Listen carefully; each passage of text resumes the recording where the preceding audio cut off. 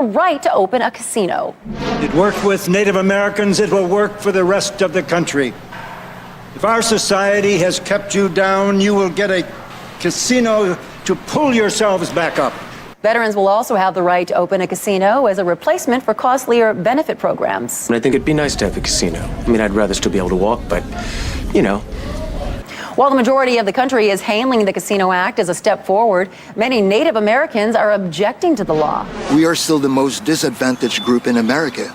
So all that we ask is that we be allowed to open whorehouses and start legally selling cocaine. The bill raised the question of whether immigrants should be allowed to own casinos. After much debate, the legislature decided that they would not, but they will be able to sell sliced mango on the street without a vendor license. This is the Onion News Network. Yep, we still do email. Drop your email address in the entry box at freetalklive.com, and you'll be kept in the loop with Free Talk Live.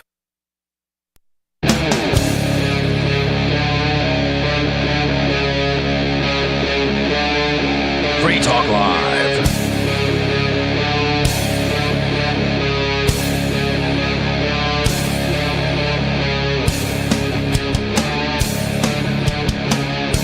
It's Free Talk Live. False start. Talk radio you control, and you can do that by calling in at 603-283-6160 and tell us what's on your mind. Tonight in the studio, you have me, Lori. Me, Bonnie. And Richie Rich. And we have some fun stories to get into tonight, like a ban on psychic readings and federally funded dad jokes. Woo! Aria was just telling the history of Sunday night shows and said that they became more lighthearted because Richie Rich wanted to keep things lighthearted if he wasn't allowed to fully express some of his opinions. It's not not allowed, right? Yeah. I got full support from Ian to say what you want. That's the thing. But I also don't want to lose advertisers and other hosts. Okay. Which is kind of what happened the last time. So I went, all right, well, I won't talk about hard-hitting subjects, right? We'll just have fun on Sunday night. Sunday fun day. It just works out that way too. So I don't know why, because like the hosts have changed multiple times since that, and even when I became the first year host, it just like worked out where all my silly ones kind of just ended up going to Sundays. Yes, it is now the tradition. Oh, I'll have to get on board then, because I'm kind of a bummer sometimes. And I will also say, Sunday, the origination of the Sunday show was like the test bed for new hosts, because Free Talk Live was 6 nights a week, and then they went to 7 nights a week, and the 7th night was like, okay, if you want to be on like during the week, you come on Sundays, show us your chops, and then you get on or you don't, right? So it was, always a little different than the other shows during the week, and I just maintain that tradition as best I can. Yeah.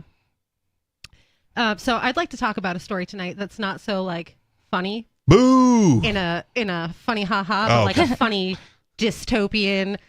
How's it funny? How absurd How's and it ironic. Funny? Is it funny to you? It's funny to me, but like in a car accident kind of way. Oh. Yeah, car accidents are just hilarious. Yeah. But I like got where into a nobody car gets accident hurt. this week. Where nobody gets hurt. Dang. Like a car accident with like a clown car and like, snakes come out, like those folding snakes come out or something, and like confetti. But like sad also. Recycling plastic is a dangerous waste of time. Yeah.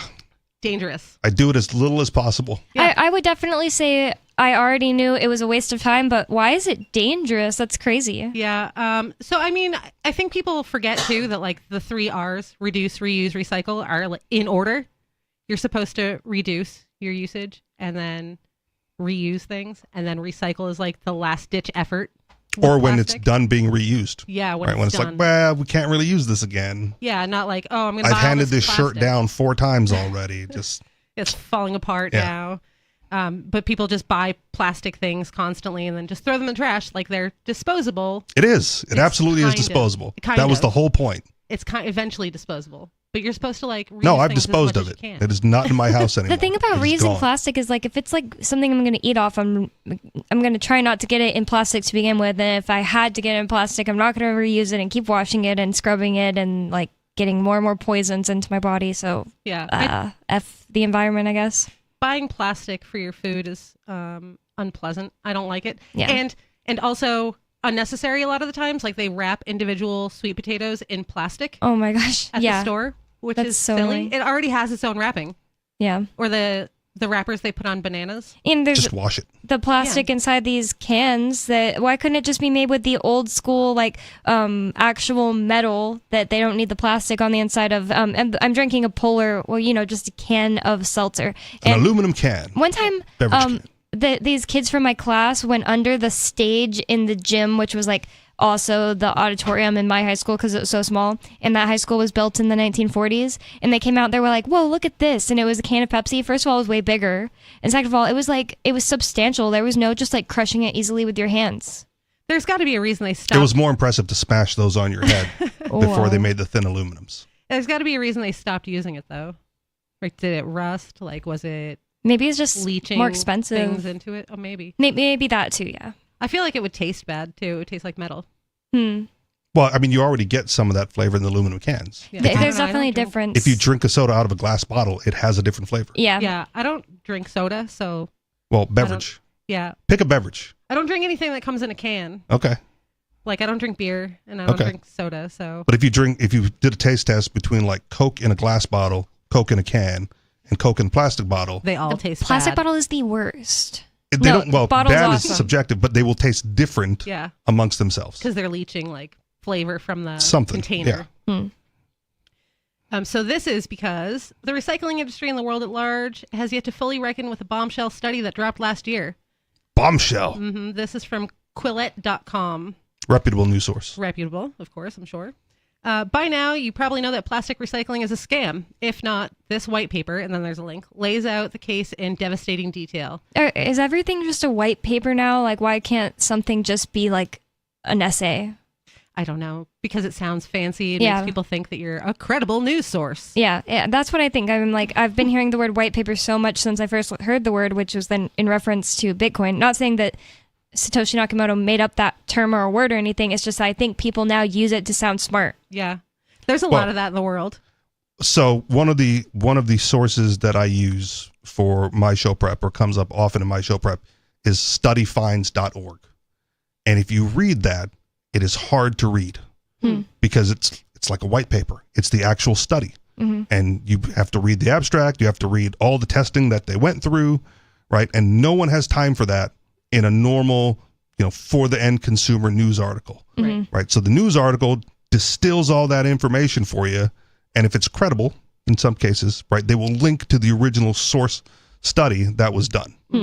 And for all that, garbage that he gets, Alex Jones, the InfoWars site, right, it was, terrible news and more entertainment, but he linked to all the sources. Well, it's going away now. It's getting liquidated. Sure, yeah.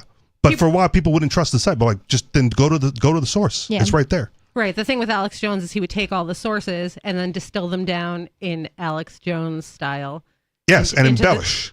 embellish into Right. gay frogs and all of that business. And Right, which was true, In a but way. not the way he said it on air. Right, yeah. Right. So you go to the study itself, and then you got to spend a half an hour reading all the scientific methodology that these people went through to get to their conclusion at the end. Right. Yeah, it's a pain in the butt if you're not into that sort of thing. Right. So to summarize, amid calls to reduce plastic garbage in the 1970s and 80s, the petrochemical industry put forth recycling as a red herring to create the appearance of a solution while it continued to make as much plastic as it pleased.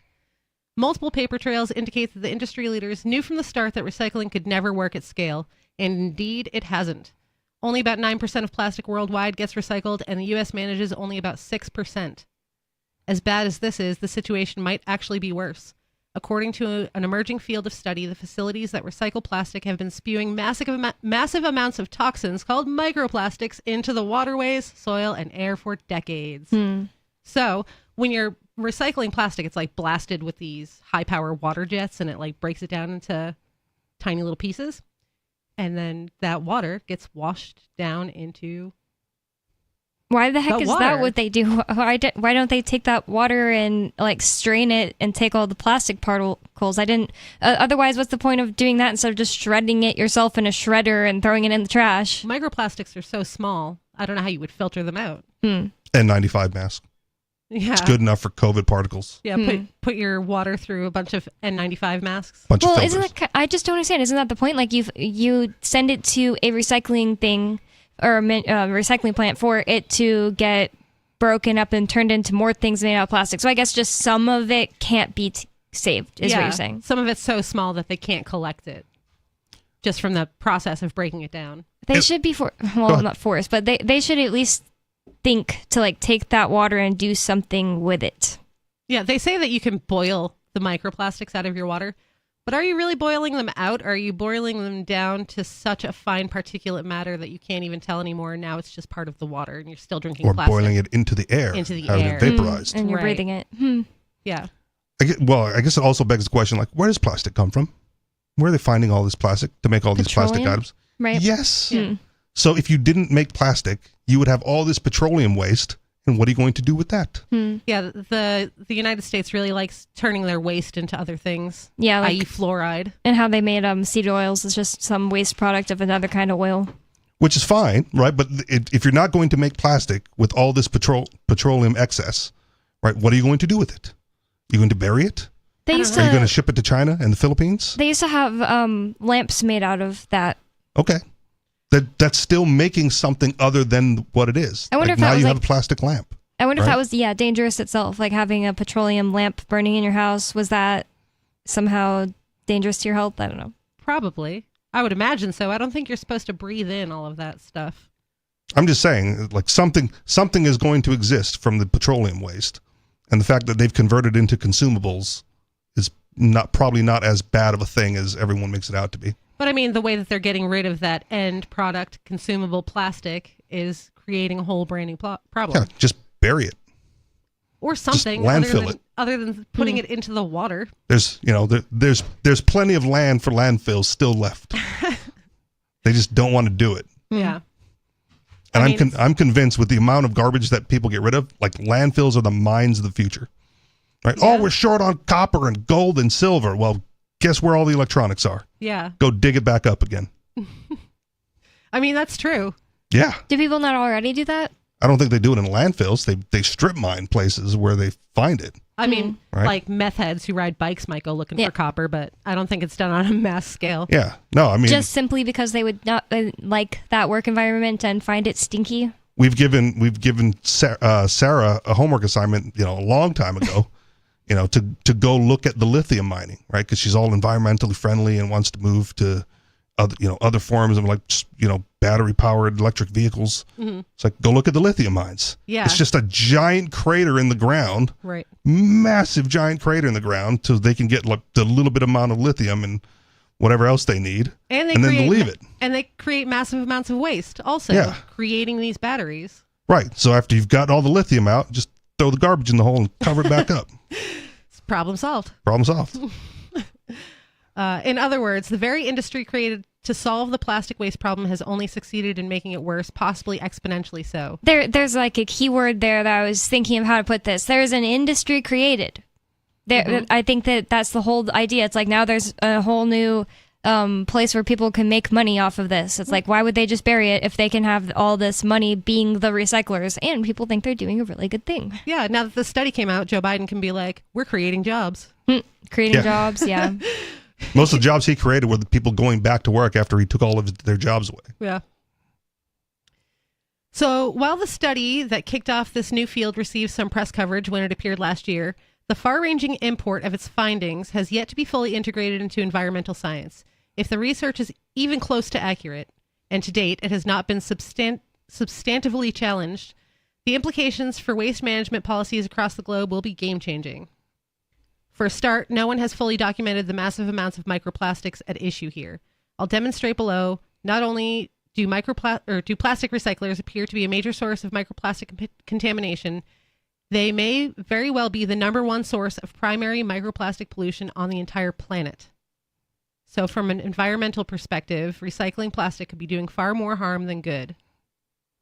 I also want to know how dangerous and deadly microplastics actually are for human consumption. It's got to not be good for you. If that gets into your bloodstream, it could probably clog your arteries and stuff like that. I know there are different types of plastics, but at least some of it is pro estrogen, and estrogen is very anti your thyroid.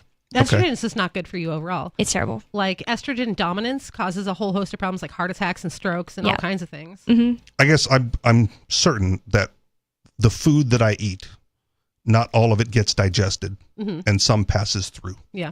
So if microplastics, if you swallow a microplastic, right, and, you know, if a dog swallows a battery, whatever, you got to wait for it to pass the battery, Oh my god. right, or whatever, you know, whatever happens to be. Battery. I've never even thought of that. Well, sorry for bringing it up, but you get the idea, right? Something that's not going to be digested as it passes through just gets excreted on the other end. Hopefully, unless you get some kind of blockage. Sure. Yeah, Because intestinal this is not a blockage is probably. digestible thing. Well, it's not a Probably the biggest digestible deal. thing, but it if it's microplastics, well, Maybe the answer is just coffee enemas. I'm not even trying to be gross or something. Like, because like I would think the same way as you guys that the biggest thing would be intestinal blockages, and I don't even know where to begin with something like that. It's like, wouldn't you need your own room like dedicated to that, or like, I don't know how people do it, but in the bathroom. I don't know. Not only that, though, but like plastic, if you break down a piece of plastic, it's not some smooth surface. These are all these tiny microscopic jagged surfaces, and they're hard. They're not soft like a banana or something that you ate and digested. And No, chewed I up. get it. So, I mean, you also have the potential there to create little micro scarring in your arteries and your digestive system. All that stuff is soft. You're not made of hard things. Okay, I mean, So, fair. yeah. I just Like, one thing I think is so shocking is that I've been learning about recently is even if something is like the very last ingredient on a supplement and it's like titanium dioxide or titanium, I think it's dioxide. It's a tiny, like microscopic amount of titanium, and having that in your body is bad for you. And I'm always just like, how could such a small amount possibly do anything? And I think it's just what you're saying, that like you're not soft, and something that's heavy metal is bad for you. Yeah, so something that your Well, stomach acid can't break down. I think that's something. certain metals you're supposed to have in you, which is why people take iron supplements. Right. Right. Right, and it's vitamins and minerals. Right, you have to supplement both in But order it's to be soluble some way that your body can take care of it, not titanium. okay. Yeah, and like the plastic isn't going to be absorbed into you in a way like a soluble. And if it was, I Mineral. would think that'd be terrible. Well, if Yeah. it's not going to get absorbed, then it ought to pass through. Passes through, hopefully, as long as it doesn't like create some kind of blockage, like if they build up over time, get stuck Sure. on something, because you're also sticky and full of goo inside. But It's no- not like a smooth. That's not food. even the issue being raised, though. No one is concerned about microplastic blockages in your. They should. Be. They should be. I think gut do a motility study is then. a really, really big deal. Like, just getting things passed through is really, really big deal. No, there's like teenager that found a bacteria or whatever that eats plastic. So you know, That's true. Oh. Just drink a glass of that. I'm sure they could make it soluble in some form. A teenager found that out? Yeah, a long time ago, Yeah. and now they're finally monetizing it. Cool. Either way, right? I mean, there's bacteria and biomes and whatever in your stomach already. So if that's safe to have in there, and it eats plastics, And maybe, like, their waste Is it is safe better to have for in you. you though? I don't know. I don't know what these bacteria do. I haven't looked into that. Well, Me Is either. it safe to have inside of your body? I don't know if that one is safe. Yeah. But you already have some in you. Yeah, but I don't think those ones eat plastic, or else That's we wouldn't why- be full of microplastics. Say that again. I don't think that the ones inside of us have that ability to eat plastic. No, they because don't. Otherwise, we wouldn't be full of microplastics. I get it. I really but what was I'm not what my microplastic in my my point brain. is you take antibiotics when you're sick, and you Yeah. take probiotics to stay healthy, Yes. and all that stuff is in your system. Yes. And if they found a way to like make this one safe to be in humans, That'd be Right. great. I problem bet they're solved. not focusing on that because they're focusing on, like, making viruses more virulent so that way they can sell more vaccines and stuff. Sure. Yeah. I'm just I, kidding, but- I am a believer that they don't want cures. They want treatments. Eh. That's not really a treatment if it takes it out of you. They want you to like take something that you have to keep getting. One thing I've been learning Well, about... I guess you would still have to keep getting it because you'll keep eating microplastics. So I think I'm on the outside on this one as well, because how do I want to phrase this? In all of human history, they've eradicated like 2 diseases, right? And it's happened recently. the Yeah. dodos and... no, those No, are no, I forget what it is. There was a list. like there the was- guinea worm and Never heard of it. I forget. yeah, But it's on something- Wikipedia. Yeah. Like they've eradicated 2 worldwide, Smallpox. and maybe smallpox. Really? It's Yeah. eradicated? Yeah, it doesn't mean it's gone forever because they have it in labs. Right. But my point is, in the millions of years that humans have existed, they've only been able to eradicate 2. And people are like, oh, it's only 2. Well, but it's like 2 in the last 100 years, Yeah. Okay. right? So give them time. They're probably working on it. It's just difficult. That's why there's only been 2 I in wouldn't all of human rely on them existence. to be probably working on it. I also think Well, that's fine, but they've only gotten 2. Yeah, but they also focus a lot of time and money into things that aren't helping anyone.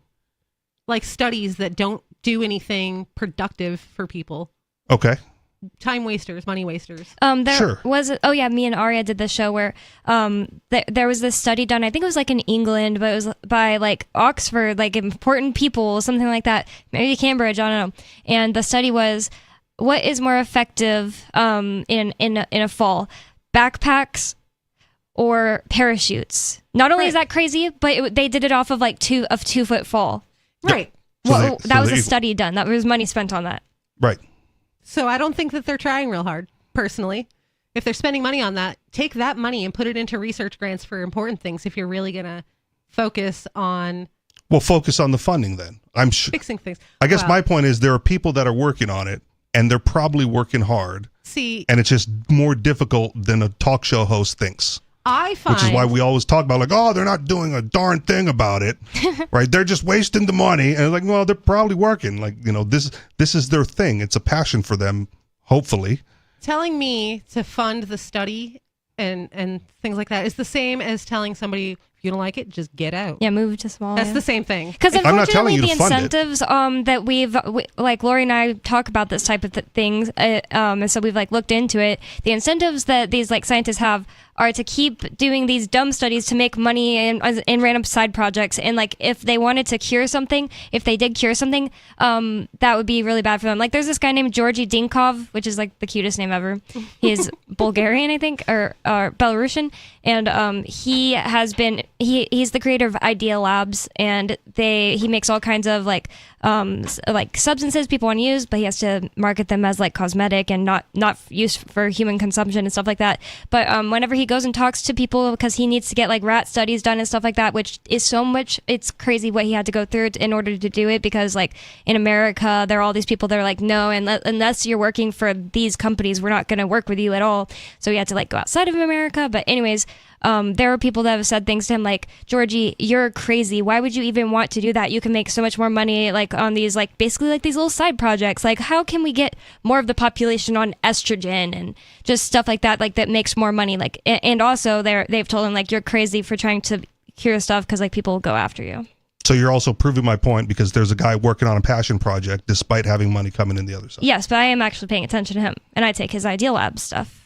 That's fine. But again, my point is that there are people working on it. It's likely just harder than you think. Mm-hmm. Yeah, but a lot of these studies get government research grants that, he has you to and use his own and money. all of us are paying for. I get it. Well, again, I'm not talking about the funding. And he's like I'm talking about the difficulty of the task at hand. Mm-hmm. Oh my God, they've been working on cancer for 20 years. They haven't fixed it yet. There's no cure after 30 years.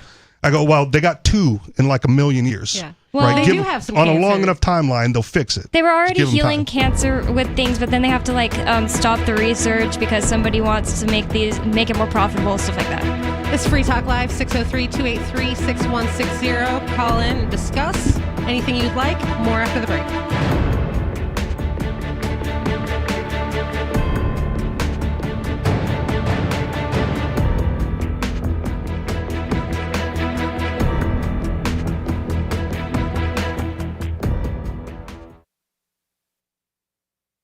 Some of you have wanted to support Free Talk Live's mission on a monthly basis, but don't want to support Patreon. Now we have an alternative that also helps our premier streaming platform, Odyssey. Visit video.freetalklive.com and click Join at the top of the channel. You can subscribe for $5 per month, and unlike other subscription services, Odyssey adds their processing fee on top, so it'll cost a little over $5 per month, but Free Talk Live will receive the entire amount you pledged. Higher donation tiers are available if you're feeling so inspired. You'll get a special membership badge that's visible in the Odyssey chat room, and if we get enough supporters, we may enable members-only chat. This new subscription method is a great way to decentralize our direct listener support away from just Patreon and also support a libertarian-run business, Odyssey. Please visit video.freetalklive.com and click Join to subscribe to our Odyssey channel and help support spreading our message around the planet. Visit video.freetalklive.com and click Join today. From Feature Story News in Washington, I'm Jagruti Dave. Israel's defense minister is visiting the U.S. capital, where he's expected to discuss the war in Gaza with top U.S. officials. Yoav Gallant's trip comes at a time of growing tensions between the U.S. and Israel, as well as fears of the Gaza conflict widening. In a statement, Yoav Gallant said he planned to meet his U.S. counterpart and the U.S. Secretary of State. He also said Israel is, quote, prepared for any action that may be required in Gaza, Lebanon, and in more areas. Hezbollah and Israel have been attacking each other across the Lebanese border, and it's causing alarm across the region of a spillover of hostilities. It's also a tricky time for US-Israeli relations. Israeli Prime Minister Benjamin Netanyahu has accused Washington of withholding arms and ammunition to Israel in recent days. And while the White House has described this as perplexing, it has been openly critical of Israel's strategy in Gaza and the growing civilian death toll. Dozens of flights have been cancelled at UK's Manchester Airport due to a power outage. Ollie Barrett has been following the story from London. Well, Manchester Airport saying that it hopes that on Monday things will start getting back to normal. The power failure that took place on Sunday really knocked out the ability to do things like move baggage through the airport, carry out security checks, and that meant therefore that at the terminals 1 and 2 of Manchester Airport, dozens of flights had to be cancelled. Thousands of passengers have been affected by all of this. Right at the start of the British summer holiday season, the boss of Manchester Airport has given a personal apology, has acknowledged the disruption that this has caused for many thousands of people. And it's been a year since the attempted rebellion against Moscow's military leaders by Yevgeny Prigozhin, the man who set up the mercenary Wagner Group. Dasha Chernyshova looks at the impact this moment had on the Russian government and its army. Prigozhin's demand was to oust the defense ministry's leaders, whom he had criticized for months for their decision-making and ammunition paucity. President Vladimir Putin went on TV and called the rebellion a betrayal and treason. Prigozhin's march lasted several hours and was abruptly stopped after the president of Belarus, Alexander Lukashenko, brokered an amnesty deal for the rebellious mercenary chief. Yet 2 months later, on the 23rd of August, a business jet carrying Yevgeny Prigozhin and his top associates crashed between Moscow and St. Petersburg, killing all 10 people on board. The Kremlin denied involvement, and Prigozhin was later buried in his hometown of St. Petersburg in a private ceremony. A year after the mutiny, Russia has made changes Prigozhin was calling for. Authorities have increased military ammunition output manifold and Got Telegram? You can follow our channel there and discuss show prep with other listeners at telegram.freetalklive.com.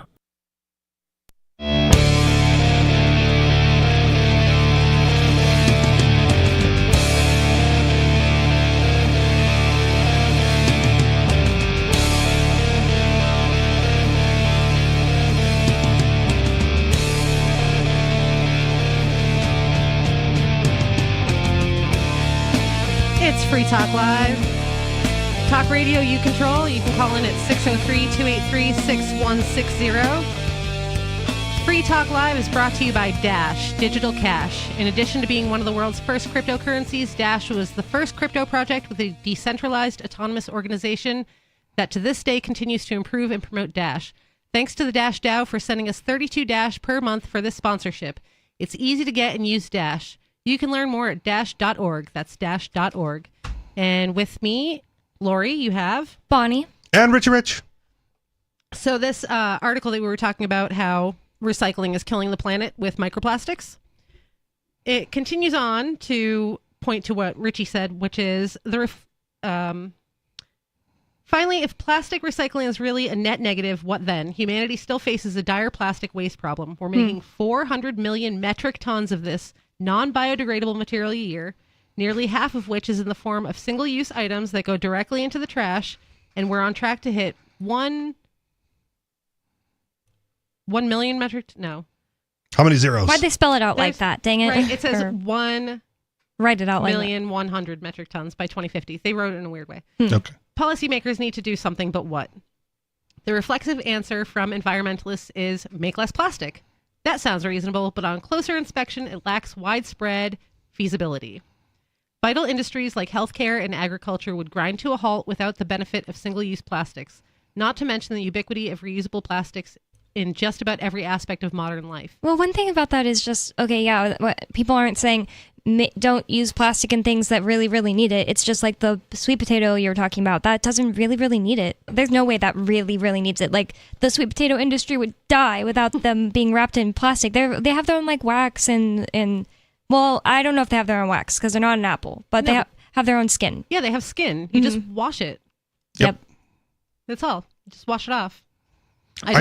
Go ahead. I just don't understand the point of wrapping a sweet potato. It doesn't make any sense. Like, it doesn't do anything to benefit the sweet potato. It's not like they're a product Keeps the bugs off of it.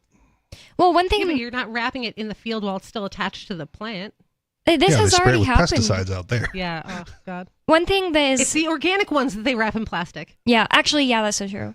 What's so They don't have stupid pesticides on it. about that sentence is this has already been done. Like, the example I can point to is with beauty influencers. I used to be really into watching makeup videos. So, like, somebody does their makeup and then reviews a makeup product, blah, blah, blah. Well, all the, like, really big beauty influencers started being like, I get all this free makeup sent to me, and brands, like, please, you don't need to put, like, all this unnecessary plastic just to make some cool, quote unquote, like, box that I unwrap to, like, you know, people, you guys need to, you know, brands, you need to do less plastic stuff. And they listened and they did less and less of that, you know. So I think that, like, it's just like something you can just do. Like, you can use less plastic and create less needs for plastic and stuff.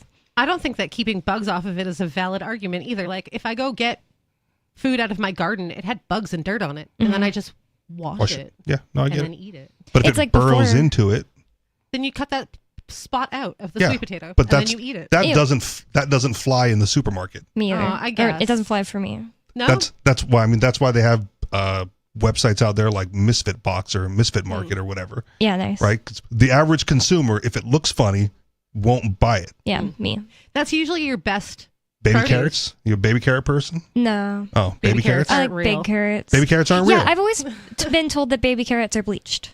No, they're No. like broken pieces of carrots that they whittle down into a little baby carrot shape. That's so weird. No, it's because people won't buy weird shaped carrots at the grocery store. Okay, yeah, I won't And so buy all of those carrots. weird shaped see, all of those weird shaped carrots that looks like a carrot, tastes like a carrot, is going to be fine.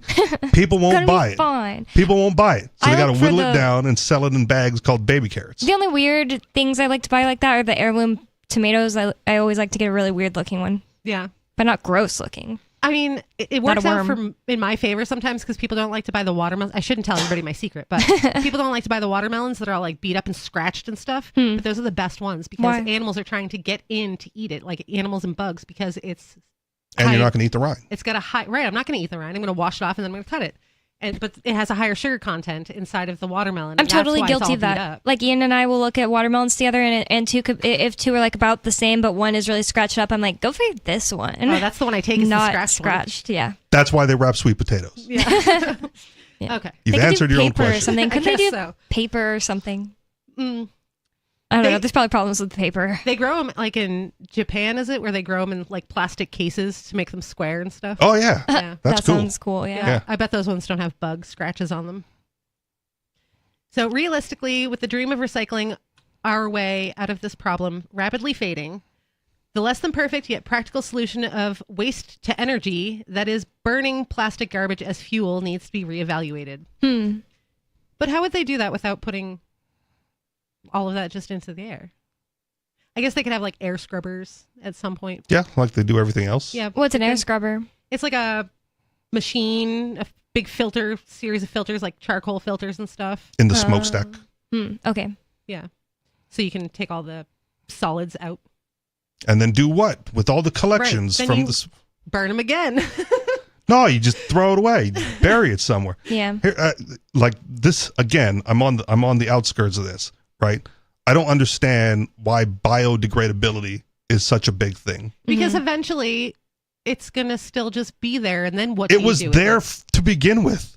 It They're was, not but not in importing that- stuff from space. It wasn't right? in that form, though. It wasn't in that form. What is You're oil right. doing in the earth? Like, what's it good for? What's it doing? Like, people like hippies will say it's the blood of Mother Gaia, but what is it actually like doing just down there, like- like for other animals or something? It's just decomposed organic material. Yes. That's it.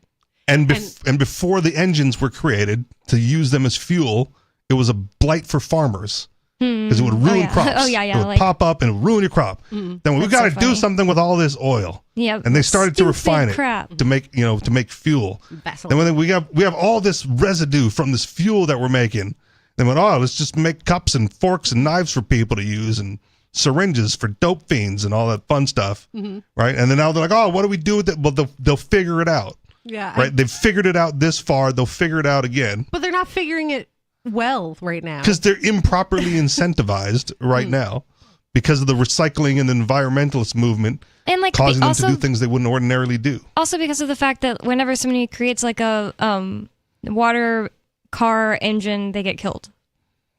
Hydrogen's coming back. Like, what was that? The airship? The airship. Oh, the Zeppelins? I always Hindenburg. I always say I would yeah. rather have that. Oh yeah, Hindenburg. Yeah.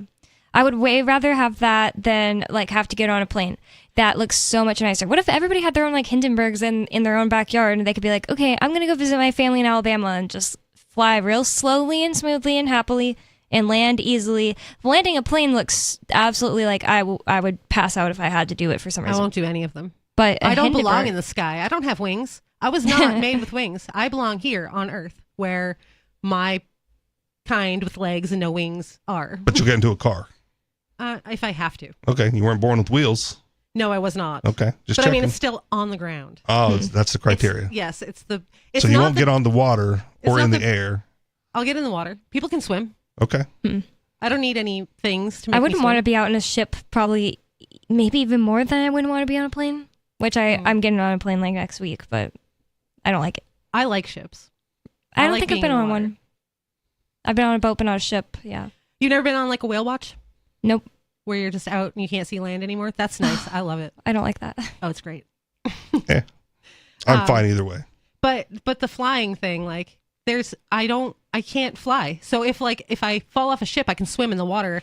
And like if the car breaks down, I can walk on the land. But if the airplane stops working, I cannot fly my way out of there. Colin is like, that's not even scary to me anymore because I looked up what to do if I fall out of a plane, and basically you die is what you do. You die. Straighten your body a bit angled down, and then that gets you falling at the slowest amount. Then you try to grab trees and things on your way down, and you can survive without like a parachute or anything. You better hope you land where there's trees and stuff. Yeah. I don't know if this is still a record, but a long time ago I read the furthest someone fell from a plane and landed was like 6 miles. So there was that lady who was You can make pregnant. She went skydiving and her chute didn't That's open. so stupid. Why would she do that? She didn't know pregnant? she was Oh, pregnant. okay. So she was like really early pregnant. She went skydiving and her chute didn't open and she fell and hit the ground and lived and the baby lived. Whoa. That's crazy. Colin's partially right. Like there's ways to fall and there's ways to land. There's ways to mitigate. I'm not betting on it though. I wouldn't bet on it I would be either. so in fear while I was falling that there would be no way I could be like, okay, I just got to do this. I know. I'd have a So heart attack on the way stupid. down. There's no way. I'd be having a heart attack, yeah. And one lady, I don't even know why I watched this, but I watched this little thing about a lady that her and her mom went on like a small plane. It was somewhere in South America, and they got the cheaper one, and it broke up in the air, and everyone died except her, and she was stuck to her seat, and she was just like falling through the air. By the time she hit the ground, she survived and everything, but her eyes were so swollen, she had to like sit around for a couple days in the Amazon or wherever because she couldn't see anyway. That's crazy. Yeah, I never would have What thought are about the eyes. Eyes being swollen from like the force or I guess from being The so scared that your pressure eyeballs are differential? like popping? No, they were like, it was like something happened with the air Yeah, the hitting them. force Yeah. of hitting. You should close your eyes. Why would you fall straight down with your eyes open? See where you're landing. I don't know if way. maybe it wasn't possible for her to keep them open. I don't know. Oh, maybe. Maybe the wind was like pushing them open. I don't know. That sounds horrible. The Either way, whole thing I shouldn't to have mitigate, watched that. if you get on a plane, just take your carry-on as a parachute. I guess. Just in case. You can mitigate these things. Will they let you do that? I was Or will gonna they say, be will like, they? you're going to panic the other passengers if you come in here with a parachute? Are they going to stop you? Does it fit in They the overhead might. I've never compartment? thought about it. Yeah. Call They the TSA. Ask the FAA. That's a good idea. I'm going to ask if you can take a parachute on as your carry-on. They probably will say no because you're inciting panic in the other Yeah, not gonna lie. If passengers. I saw somebody else putting a parachute in the thing, I'd be like, does she plan to like kill It us looks all like and a jump out? backpack. Looks like a travel backpack. They don't have to know. Yeah, that's true. I guess I wouldn't know what it Cover looked it with like. like patches, but then it doesn't open right. No, but I don't trust the pilot, ma'am. And so if we're going to fall out of the air, I'd like to be the sole survivor. Yeah. I guess so. Carrying a parachute does not imply that you're going to like take over the plane. They've searched you multiple times for blades and weapons. This is specifically a survival tool. I guess. I don't know. I don't think they'd They're not going to hand it to you. No, they should. How come they don't have parachutes on planes? Yeah, why not? You also have 2 kids, though, so like at that point, it'd be like, you have a parachute, but are you going to have them hold on to you? Yes, I'd like put them inside my clothing. Yeah. Just give them their own parachute. Just hold them as hard. Yeah, but then you got to like make sure your kids. We've planned for this, honey. Yeah. Get ready. Yeah, Yeah, I you have to threw like you be off the balcony. Don't you remember? You have to like be training your kids before you go visit grandma and be like, this is how we use the parachute, honey. That's Do you want them to survive terrifying. or not? Climb out in trees in the backyard and just push them out. Like that'd be something that people are telling their friends later on in life. Like, yeah, whenever we went on a plane ride across states, my mom would train us on how to use a parachute. If you go on a boat, you either better know they either know how to swim or you give them a life jacket, right?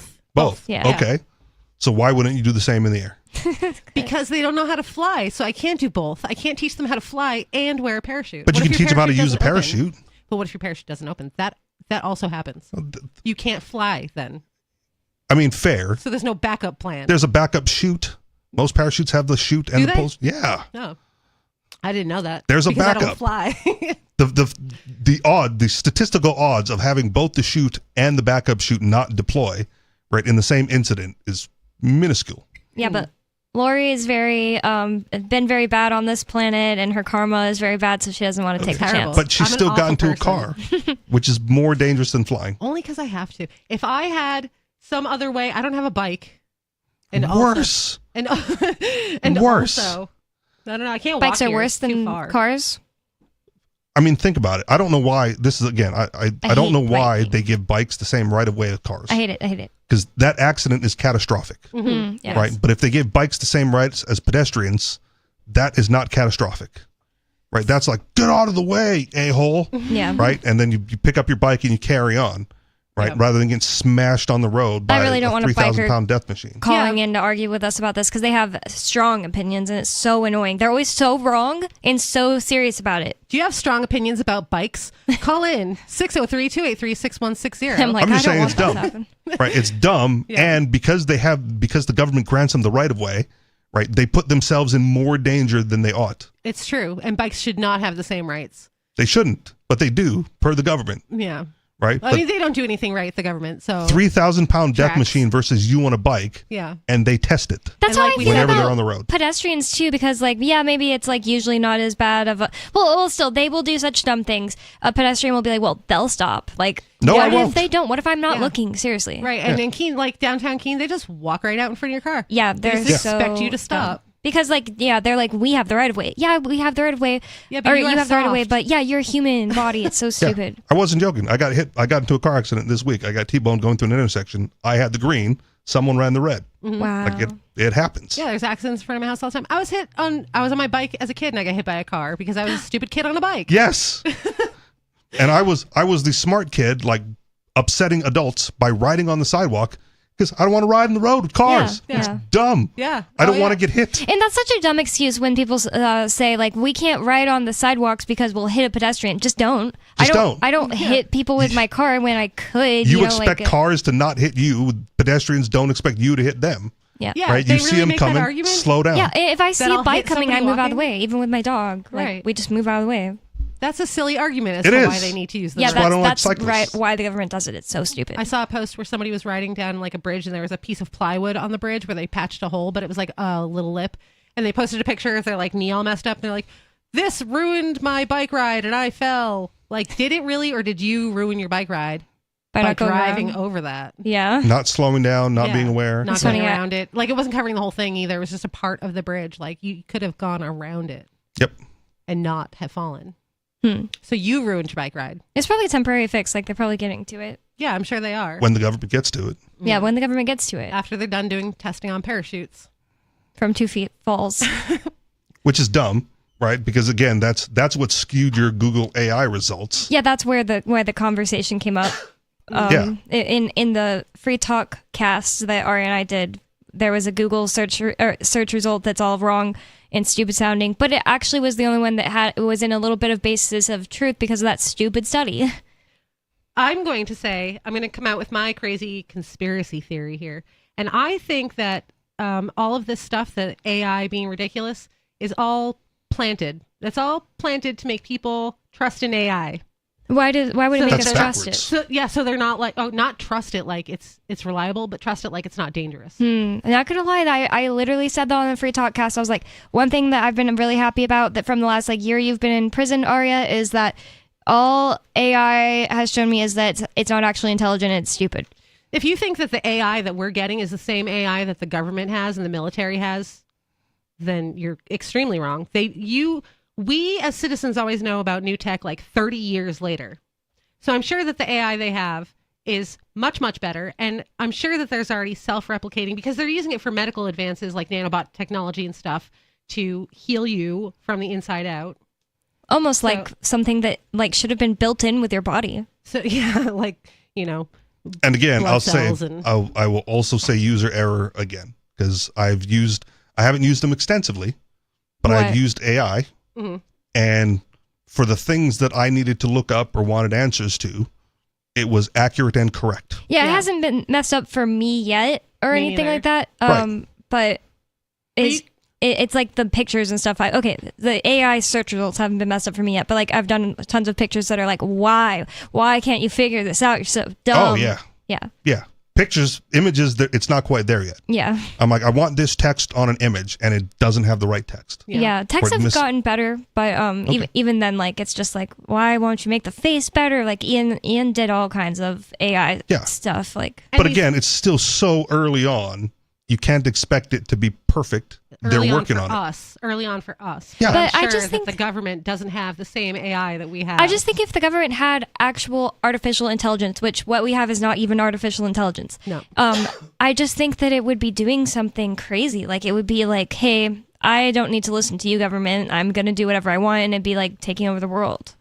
No, I'm sure that they have it built with, fail safes and kill switches and all that stuff. But they're stupid. And it's not the government. I don't think they're using it for ruling over things, but they're definitely probably using AI for data collection because that's one of their favorite things because we're just products. Data collection is probably the biggest industry there is.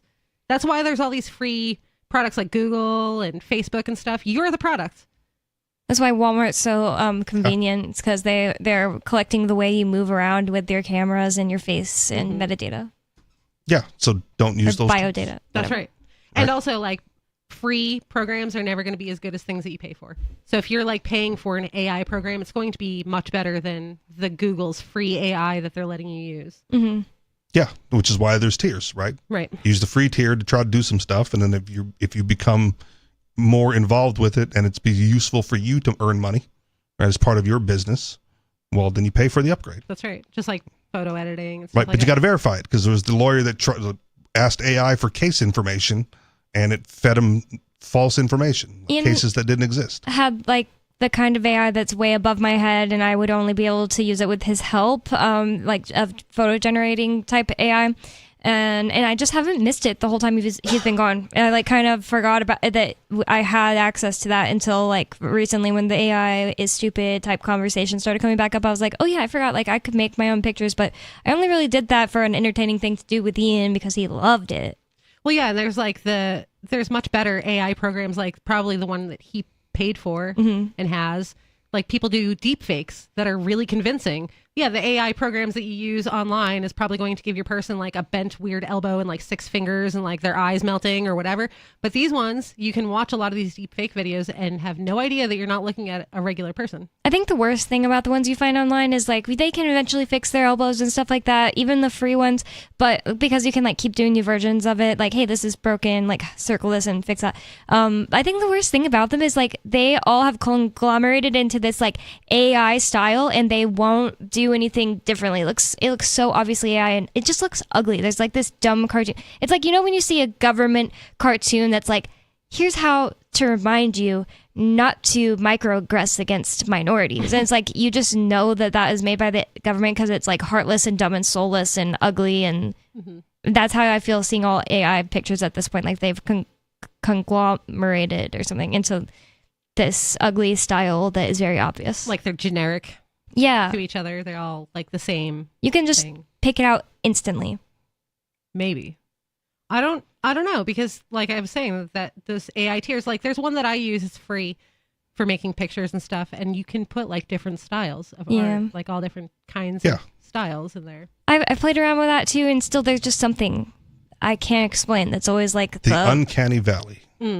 Because a human didn't make it, and I'm not saying that a human making it is necessarily better or whatever, especially like for the purposes, like I made a logo with an AI, that's totally fine. If I wanted something hanging on my wall, it wouldn't be AI, because it's so obvious, it's ugly. Soulless. Yeah. Like I'm not an artist, right? That's But the thing, now I I wouldn't can make do it. art. Yeah. Right. I'm not a musician, but now I can do music. I'm not going to learn music or art. So my oh man, I can't say his name on there. Well, I know somebody. I know a guy. I know somebody whose name is Lee, and me and my friends are always saying like absolutely. Wait, that one doesn't really work. Destitutely. Wait, that one might not work either. Madly, and then we were like madly, and I was like, I'm going to learn to draw just to draw these like Funko Pops, and it'll be like Madly will be him all mad, Fairly will be him like holding a scale, and I'm going to make those, but I was thinking of using AI, but I don't think it would get it. How would it know? No, you got to distill it down. You feed it images of your friend, right? That'll give it the base layer for the image, right? And then you keep working with the prompts until it gets closer, and then you distill it down some more. Right, it's all about the input output. If you figure out what it's looking for on the input, right, then you'll eventually get the output you want, or you keep working at it. Poorly, dumbly. Yeah. I mean, I get the thing that Bonnie was saying about how it's kind of all in the same vein and similar to each other, and so it lacks soul. Like, have you ever been in like an old house versus like a prefab modern house? And the prefab modern houses are all like, they feel like boxes. I'm getting tired of it. Yeah, they feel like boxes that are all grayish and the same exact house. I hate grayish. I hate all the colors that are like cool tone for a house that make you feel like you're in a hospital or something. Yeah. The alternative is custom made, and custom is always more expensive. Yeah. Unless you build a log house on your own. Same thing. It's not more expensive. It's cheaper to build a log home than it is to build a custom home. Okay. Well, then you have your answer. Yeah. But then you got an orange house. Yeah, I guess that's true. Free Talk Live, 603-283-6160. More coming up after the break.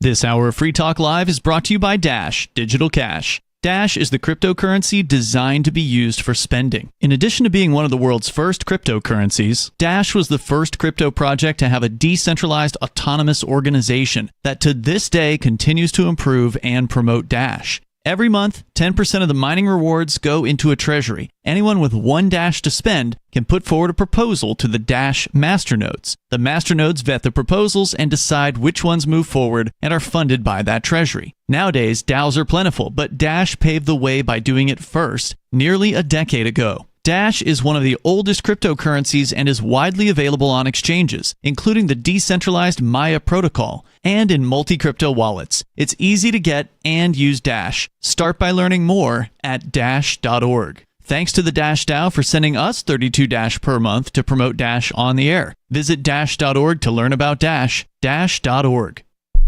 My name is Jacob Hornberger. I'm president of the Future of Freedom Foundation, which Congressman Ron Paul awarded for having an outstanding freedom website. Write us at fff@fff.org, and we'll send you a free 3-month subscription to our monthly journal of libertarian essays and our booklet, Economic Liberty in the Constitution, which George Mason University economics professor Walter Williams praised in a recent column. That's fff@fff.org. What if you want to hear the latest episode of Free Talk Live, but all you have is your phone, you forgot to download our archive, and you have no data connection? You can call our Listen line at 641-793-0191. That's a long-distance number, so you may incur charges. If not, listen as long as you want. 641-793-0191. The Free Talk Live Listen line, 641-793-0191. You're listening to the live edition of Free Talk Live. Hour number 2 is next after the news here on the Liberty Radio Network at LRN.FM. From Feature Story News in Washington, I'm Jagruti Dave. Israel's defense minister is visiting the U.S. Capitol, where he's expected to discuss the war in Gaza with top U.S. officials. Yoav Gallant's trip comes at a time of growing tensions between the U.S. and Israel, as well as fears of the Gaza conflict widening.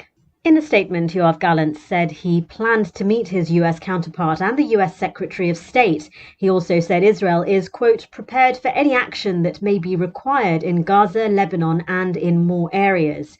Hezbollah and Israel have been attacking each other across the Lebanese border, and it's causing alarm across the region of a spillover of hostilities. It's also a tricky time for US-Israeli relations. Israeli Prime Minister Benjamin Netanyahu has accused Washington of withholding arms and ammunition to Israel in recent days.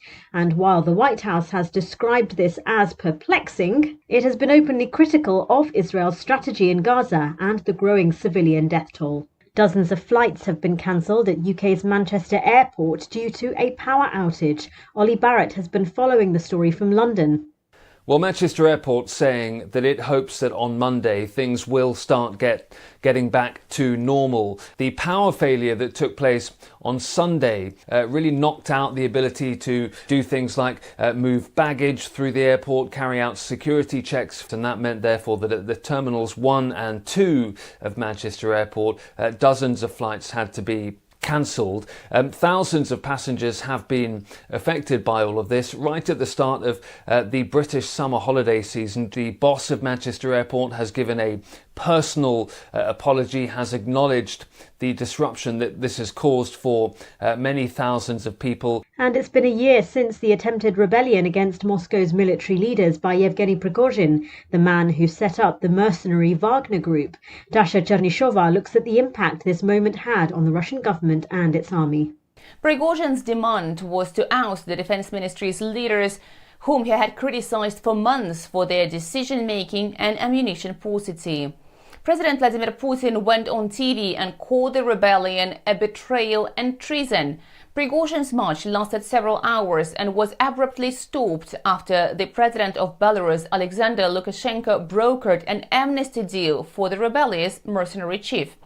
Yet 2 months later, on the 23rd of August, a business jet carrying Yevgeny Prigozhin and his top associates crashed between Moscow and St. Petersburg, killing all 10 people on board. The Kremlin denied involvement, and Prigozhin was later buried in his hometown of St. Petersburg in a private ceremony. A year after the mutiny, Russia has made changes Prigozhin was calling for. Authorities have increased military ammunition output manifold, and several high-ranking military officials are now on trial. From bureaus worldwide, this is FSN. With FSN Spotlight, I'm Simon Marks. Today, the upcoming treason trial in Russia of Wall Street Journal reporter Evan Gershkovich. It is due to begin on Wednesday in the city of Yekaterinburg, where the journalist was arrested nearly 15 months ago. Miriam Elder is with America's Council on Foreign Relations. The state is accusing Evan of espionage, a charge that he, the Wall Street Journal, and the U.S. government vehemently deny. And most cases involving national security are held in secret, so no journalists will be allowed in the courtroom. And the State Department said this week that they'll try to have embassy officials inside, but they're not sure if that'll be allowed. More than 99% of Russian court cases end in conviction. The judge on this trial once told an interviewer that he's only ever acquitted 3 or 4 people in his 20-plus year career. So since for most trials in Russia, you can fairly confidently expect a guilty verdict, a lot of attention is put on sentencing. Evan faces up to 20 years in prison. There is counterintuitively a window of optimism here, though. In those cases where Russia engages in prisoner swaps or releases people early, it tends to do so after a verdict has been handed down. So that Evan's case is moving ahead could give some hope that some sort of a swap might be possible. Since his arrest, Evan Gershkovich has been held in Lefortovo prison, a Tsarist-era jail in Moscow, known for its Spartan conditions and the isolation in which inmates are held. With FSN Spotlight, I'm Simon Marks. The main headlines again. Israel's defense minister is visiting the U.S. Capitol, where he's expected to discuss the war in Gaza with top U.S. officials. Dozens of flights have been cancelled at UK's Manchester airport due to a power outage, and it's been a year since the attempted rebellion against Moscow's military leaders by Yevgeny Prigozhin, the man who set up the mercenary Wagner Group. And that is the latest from... I just got off the phone with New York. We are the #1 network in the world. And it is an honor to stand before you at such an exciting time. We're stretching boundaries that will irreparably alter people's perception of what they are willing to watch. And our next season will offer tantalizing programming that plays seamlessly into the desire of our viewers. Ladies and gentlemen, may I present to you just a taste of what ODS has to offer. You know the rules. Grow a pumpkin or go home. Here's the twist.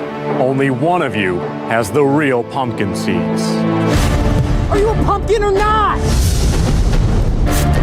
You call yourselves pumpkin growers? I know I didn't get the pumpkin seeds. I dug in there. They're bean sprouts. Starting a pumpkin alliance. Anyone grows a pumpkin, we split the money. Get out of my patch.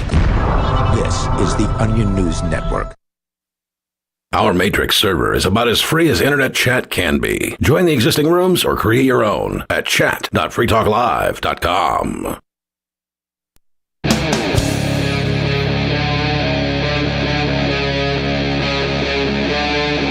Free Talk Live.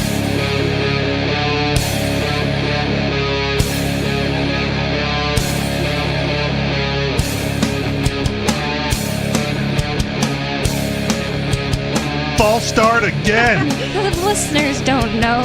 Keep telling on her. It's fine. It's Free Talk Live, talk radio you control. The number to call in and tell us what's on your mind is 603-283-6160. Are you tired of the oppressive rules and moderation of the big tech social media sites? Our Mastodon server at social.freetalklive.com can set you free.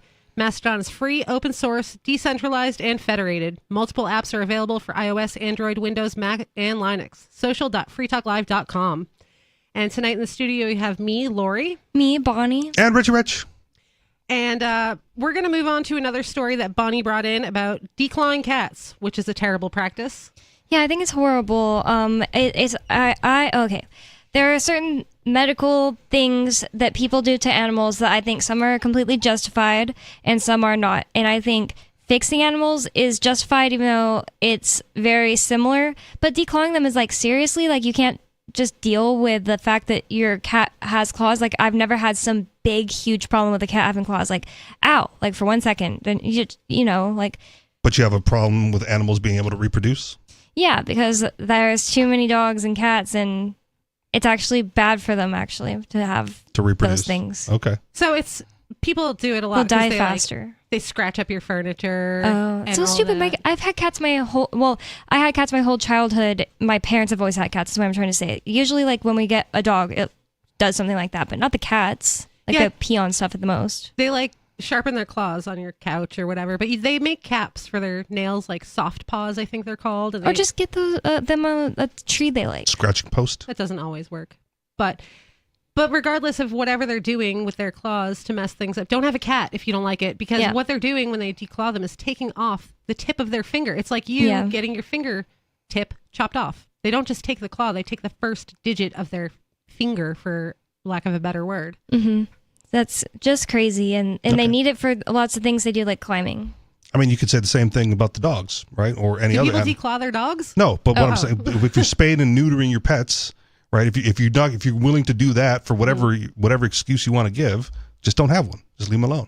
No, because like if they're out there anyway, they would be happier in like a person's house than like out in the field. That's why I think it's so stupid that people are like, don't own pugs because they got bred this way. Now they have health problems. Like, do you think they would rather have health problems be laying around in a field and dying? Like, that's so dumb. It doesn't make any sense. I agree with not owning pugs. They're because of the breeding issue? Yeah. Okay. Yeah, because they can't breathe. Brachiocephalic. Yeah, but like, what do you want them to do? Brachiocephalic breeds? I don't know. No, just go extinct. Flat nose. Pushed in. Yeah, just go extinct. They don't need to exist. Why do they need to go extinct when they are totally happy? Like I see them all the time. Like somebody had one at Pork Fest. It's just like sitting in your lap, like happy. Like it's just like somebody could say Coconut is, suffering because he hates that he's small. He really hates it. Hey, what can you do? What does that mean? He would be happier not existing? Well, hating that you're small and not being able to breathe or give birth are But way they can different. breathe. Or being able They to can't. reproduce. No, they can't. Some of them are bred so. If they can't breathe, how are they alive? Some of them They have to struggle. go They're like get a fat dude. surgery. Well, that's Yeah, different they than struggle. not being able to breathe. That's like a little kid saying, I can't breathe when you're tickling them. Like, then why are you talking? It's like a black dude with a cop's knee on his neck. Yeah. No, It's it's just not. harder. That's Oh. that's dead in 8 minutes. A pug can live for like 15 years. It's like the equivalent of having severe sleep apnea, where you are choking. Should we just go kill Arya? She should wear a mask, but I don't think they make sleep apnea masks for pugs, and nobody Now there's a market. Nobody intentionally breeds their children to have sleep apnea, but they intentionally breed pugs in such a way that they're going to have breathing problems and breeding problems. A lot of these dogs with the big pushed-in massive heads can't even give birth. They have to go at C-sections. That's crazy. Yeah, it's terrible. Like bulldogs. That's I'm the one. still getting an English bulldog when I get a house. Oh, I they're don't cute. even care. They're so sad. They're cute, but like it's such That's a my dog. sad. And they're so cool. They're Like- just like chill and I've funny wanted looking. one since I was a kid. They look like Nothing's frogs. going to stop me. They are very cute.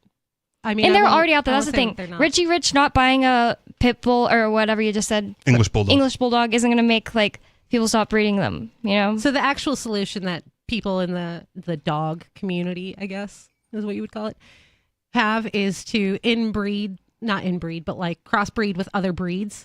Opposite of inbreed, yeah. Yeah, the opposite of inbreeding is to crossbreed with other breeds to fix those problems, like breed a pug with like a beagle, Which to is like extend totally their nose. It totally makes sense because it's like mutts are so much healthier and just so much better. Like if you meet a full Chihuahua and then you meet Coconut, my dog that's a Chihuahua mix, he's just so much better in so many ways. Like I swear Chihuahuas are just like brain damage for life. Yeah, they are because they're all inbred. Yeah. The actual inbred, not Yeah. like crossbred. But these breeders, like, they follow lines for purity and they end up inbreeding the dogs. And in doing so, they inbreed health problems into the animals. And they kind of like concrete the health issues into the dogs so that no matter how many generations down, they're still having the same health problems as their ancestors because they won't bring in outside animals to breed. I never understood that. Like people who are like, I need a full bred, blah blah blah. It's like, why? They're just as cute. Like dogs are almost all cute. Like Almost. having a mixture of I don't necessarily think pit bulls are cute. The naked dogs are not cute.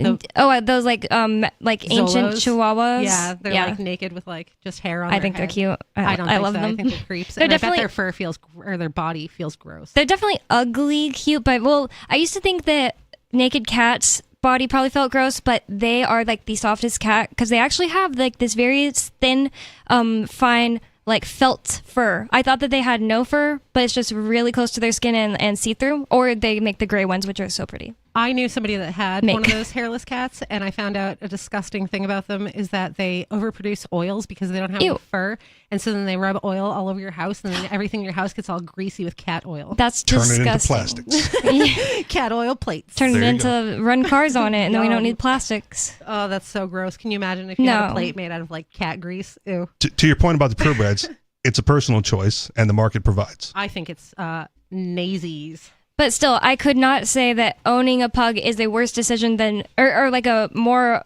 immoral decision than me like getting Coconut's. Wait, I don't know if I can say that. Me getting Coconut fixed. I don't know if that's what you say for boys. Whatever. Me getting Coconut fixed is not necessarily less immoral, and nobody has a problem with it. Because seriously, I really think he's damaged from it. I wish He's that I could have known. He's happier without the set than he would be otherwise. I'm saying I think he's damaged from it because like he never went back to the level of not having anxiety as before then. So do you regret doing it then? Sometimes Okay. he had sex at Porkfest. I mean, so it's you not like got- he can't have sex. You got to think like their I hate that. their testicles. He one-upped you at Porkfest? No, it's just I think it's gross. He never humps things. He's like seems asexual. Then all of a sudden, Taryn's dog came by in heat, and in a second they were doing it, and I was trying to get him off, and it was like impossible. You were trying to get him off? Or the So other my dog? god, that's already a joke someone made. I needed to avoid that. Dang it, I was trying to get him off the other dog. I mean, if they're already doing it, just leave them alone. I guess. Yeah, seriously. And you can't get her disgusting. pregnant. Yeah, so- yeah. But Why are you it's trying to block disgusting. him? Yeah. I Let him wanted go. to block him. I did not like it. So, but you got to think like fixing your animal, your reproductive organs control your hormone levels, like testicles control testosterone production and stuff like that. So if you're taking that hormone production away from your dog, then yeah, he has anxiety. His hormones are all out of whack. You're so right. I don't know why I hadn't really thought of it like that, because the thing I always thought is that he was traumatized from that experience, because like when I was walking in, before I opened the door, I could hear him screaming, and then and it wasn't like he was in the middle of surgery. It was like while he was waiting in his cage for me to come pick him back up. Then I got him, and he's like more terrified than he's ever looked in his life. He's like looking all around crazy, and I get him into the car, and he just like collapsed, and he was like crying, and then like the next like 24 hours he was like freaked out, like he was just scared, and he's just like never went back to liking cars. Never went back to being like chill, but I bet the hormones are. Yeah, he definitely is. He basically he thinks got that low T. He's like in charge of me, but then as soon as any male comes around, he's like, "Oh, thank God, you need to get this woman in check.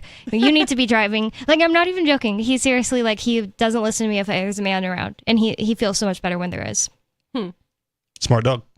he is super beta. Like any dog that's remotely bigger than him, he's like, "Okay, what do you want me to do? Like, who do you want me to kill?" But he's beta to them. Yeah, because he's got low T from having his testicles removed. He's just gay. Was he gay before? No, I mean, Terrence's What kind dog of dog is was a he? girl, right? Yeah. Yeah, but he's also gay, so he's like bi. Okay. He's quarter bi. All right. Weird dog. All right, so Declawing cats. Yeah, what is your story about declawing these poor, terrible victims of what is mutilation? It? Plastic surgery, right? I know, right? It is just like cosmetic. That's how I feel about the thing they do to men when they're born. Oh yeah, circumcision. Yep. Yeah, it's terrible. Don't do it. It's just a optional. I mean, it's a like it's a cosmetic surgery that they just like a routine cosmetic surgery. Imagine if like there was just like, oh, we always put implants on baby girls because like they'll be happier if they look that way when they get older. Like, and it's damaging. Yeah. Not only is it just cosmetic, but it's damaging to the man, the future man. It's so prevalent in society. I'm a victim of it. And my son is a victim of it because I didn't know better at the time. Right. They go, "Do you wanna?" I go, "Yeah." And that was like the whole conversation. That's mostly why men do it, because they're like, well, I had it done, so yeah. It must be It wasn't even like it wasn't even that I had it done. It was like that's just what you do. Yeah, yeah. And that's the level of conversation in the hospital. It's at the crazy time. that that's just what you do in America, but like somebody from Europe is like, what are you crazy Americans talking about? They didn't even know we do it routinely. But there was no like, oh, there could be, these are the benefits of it. These are the cost of it. There was like zero conversation. We don't give them any type of painkiller for it.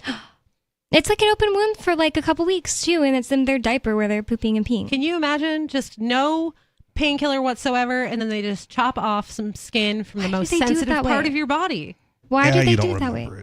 Yeah, except for like, in trauma. Yeah, I think it's a subliminal thing, because I still think the hormone thing you're bringing up with coconut is a really big component, but I also think that the trauma for when he was like a baby is a huge part of it, because he's just like, he doesn't like getting in cars. Like, I'm going to take him to get his balls chopped off every time. You're going to grow him back and take him off again. Yeah.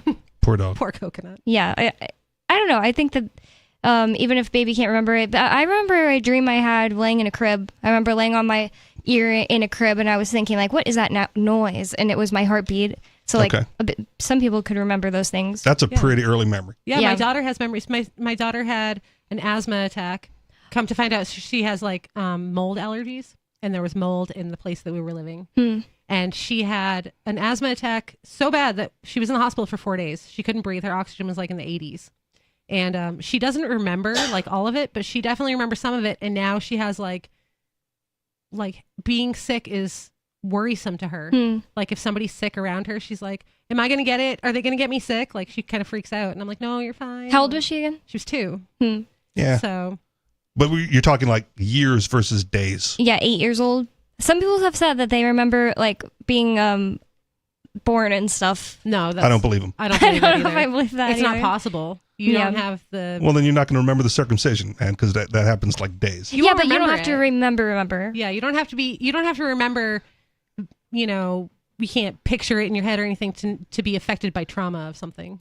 Like you might not remember like fights your parents had, but it can affect the way that you are in like relationships Well, with yeah, other people. and people call those core memories, things that really stick out. And I think a core memory is like a memory that you can remember vividly, though. Isn't that the but term? it affects you. Yeah, but I mean... I don't remember my circumcision. Right, but the trauma, the internalized trauma could have affected you in Could the have. long run. Like, Yeah, but that's hard to prove. Like, it think would be about hard this. to prove. But I mean, why take I the don't chance? feel it. Why take the chance with your child, though? I'm not saying do it. Yeah. I'm saying having had it done and having done it, right? I don't feel like there's any long-lasting ill effects as far as emotional or mental trauma. You would know better than me. I have not had it done because That's what I'm saying. But the other thing is happens like when you you're can't days compare old. what didn't happen. You can't compare how you would feel about it if you hadn't had it done.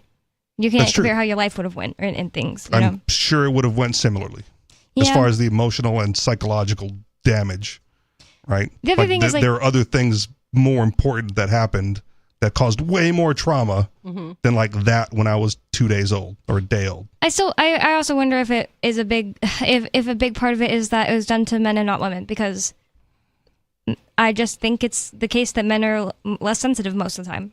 Can you imagine if they even suggested that you do that to women in I this know. country? People would lose their minds, but it's totally fine for men, I guess. Yeah, that's absolutely crazy. That's like the idea of them doing it to baby girls is absolutely crazy. But they do in other countries. Yeah, like they it's do normal. in other It's terrible. countries. And we hate that. We talk about that like it's a Yeah. terrible thing It here in is a America. terrible the same way because the it is, Europeans right. talk about the Americans getting circumcised. Right. Because they're both terrible things. Yeah.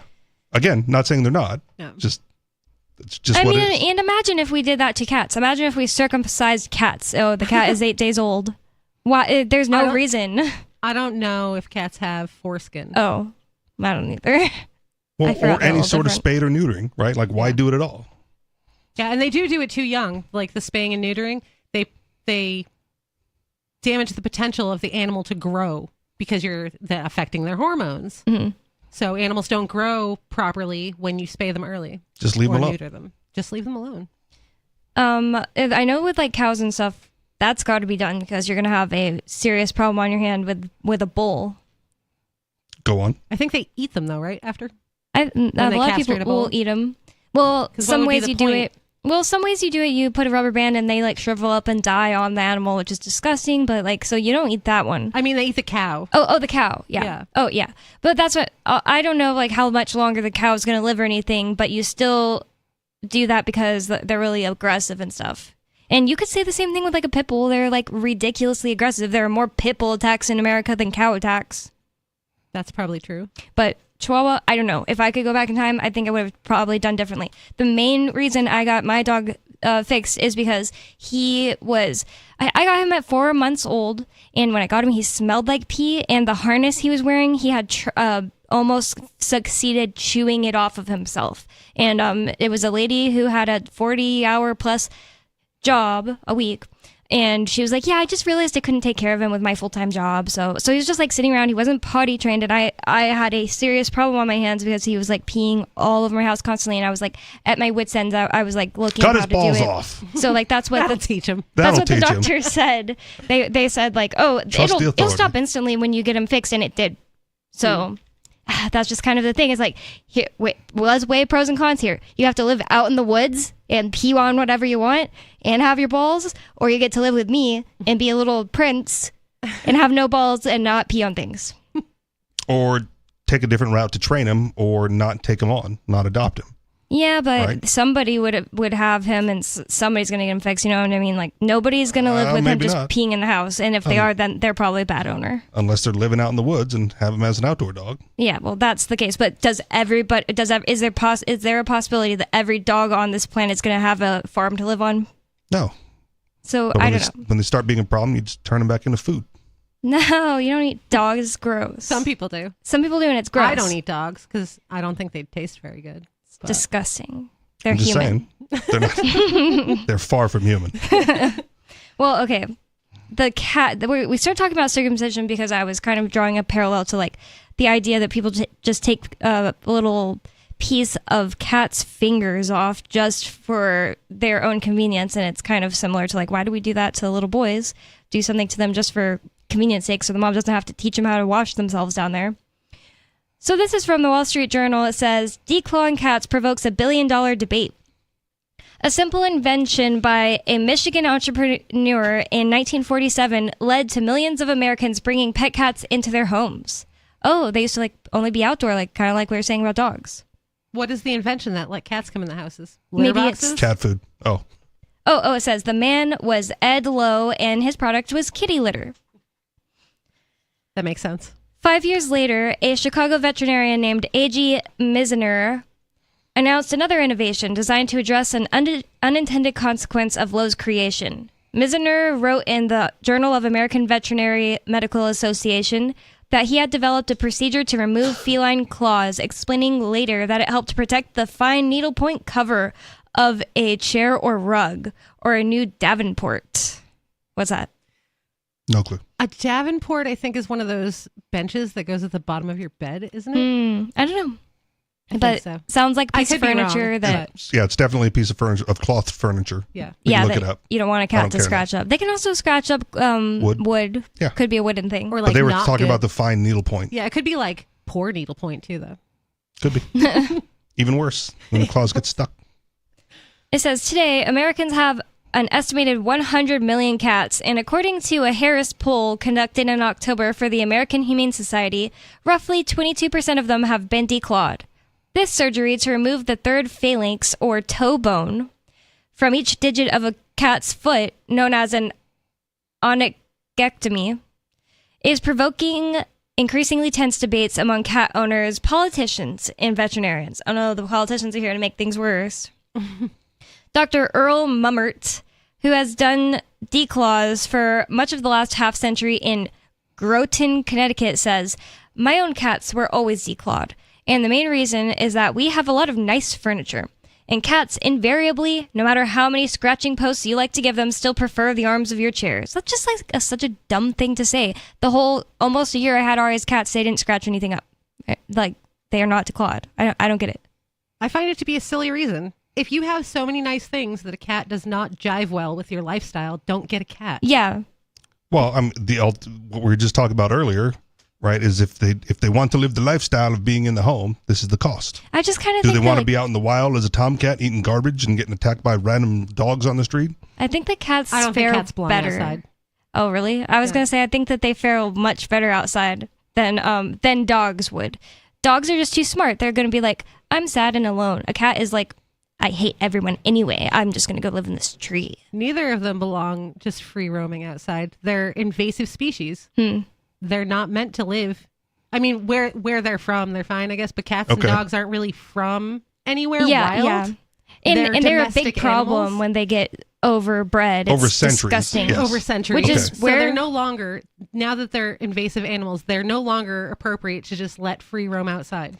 And that's where the fixing them comes in, because you're gonna have more misery with like way too many cats out there living outside and whatever else, or way too many dogs, than the misery that is caused by them losing their testicles. Well, and cats hunt for sport.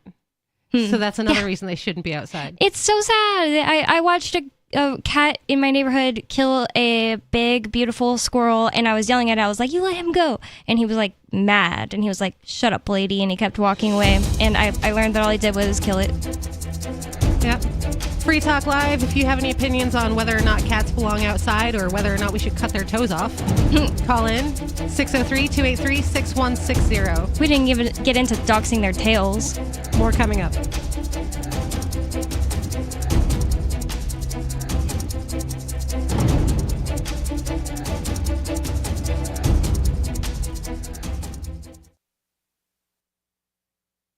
Medical experts announced that an Ebola vaccine is at least 50 white people away from being developed. The CIA is now ready to install a female world leader, and a sex toy is discreetly shipped in a plain dildo-shaped box. Rising to the top of the video news summary game through an unstoppable combination of glad-handing and payoffs, This is the Onion Week in Review. Reflecting on his accomplishments and questioning his current abilities, the Lord God Almighty, our Heavenly Father and Blessed Savior, told reporters that he was no longer confident whether he would be able to create the world in only 7 days. He who commanded light to shine from the darkness admitted that the mere thought of producing the entirety of the universe from nothingness, a task he once completed with time to spare, had become surprisingly daunting, and added that creating a small, lifeless moon or asteroid now seemed like a more realistic goal. In this week's science news, psychology comes to a halt as weary researchers say the mind cannot possibly study itself. This is the Onion News Network. From Feature Story News in Washington, I'm Jagruti Dave. Israel's defense minister is visiting the U.S. Capitol, where he's expected to discuss the war in Gaza with top U.S. officials. Yoav Gallant's trip comes at a time of growing tensions between the U.S. and Israel, as well as fears of the Gaza conflict widening. In a statement, Yoav Gallant said he planned to meet his U.S. counterpart and the U.S. Secretary of State. He also said Israel is, quote, prepared for any action that may be required in Gaza, Lebanon, and in more areas. Hezbollah and Israel have been attacking each other across the Lebanese border, and it's causing alarm across the region of a spillover of hostilities. It's also a tricky time for US-Israeli relations. Israeli Prime Minister Benjamin Netanyahu has accused Washington of withholding arms and ammunition to Israel in recent days. And while the White House has described this as perplexing, it has been openly critical of Israel's strategy in Gaza and the growing civilian death toll. Dozens of flights have been cancelled at UK's Manchester Airport due to a power outage. Ollie Barrett has been following the story from London. Well, Manchester Airport saying that it hopes that on Monday things will start getting back to normal. The power failure that took place on Sunday really knocked out the ability to do things like move baggage through the airport, carry out security checks, and that meant therefore that at the terminals 1 and 2 of Manchester Airport, dozens of flights had to be cancelled. Thousands of passengers have been affected by all of this. Right at the start of the British summer holiday season, the boss of Manchester Airport has given a personal apology, has acknowledged the disruption that this has caused for many thousands of people. And it's been a year since the attempted rebellion against Moscow's military leaders by Yevgeny Prigozhin, the man who set up the mercenary Wagner Group. Dasha Chernyshova looks at the impact this moment had on the Russian government and its army. Prigozhin's demand was to oust the defense ministry's leaders, whom he had criticized for months for their decision-making and ammunition paucity. President Vladimir Putin went on TV and called the rebellion a betrayal and treason. Prigozhin's march lasted several hours and was abruptly stopped after the president of Belarus, Alexander Lukashenko, brokered an amnesty deal for the rebellious mercenary chief. Yet 2 months later, on the 23rd of August, a business jet carrying Yevgeny Prigozhin and his top associates crashed between Moscow and St. Petersburg, killing all 10 people on board. The Kremlin denied involvement, and Prigozhin was later buried in his hometown of St. Petersburg in a private ceremony. A year after the mutiny, Russia has made changes Prigozhin was calling for. Authorities have increased military ammunition output manifold and You can stick it to the man and big tech. Join our FTL social mastodon at social.freetalklive.com.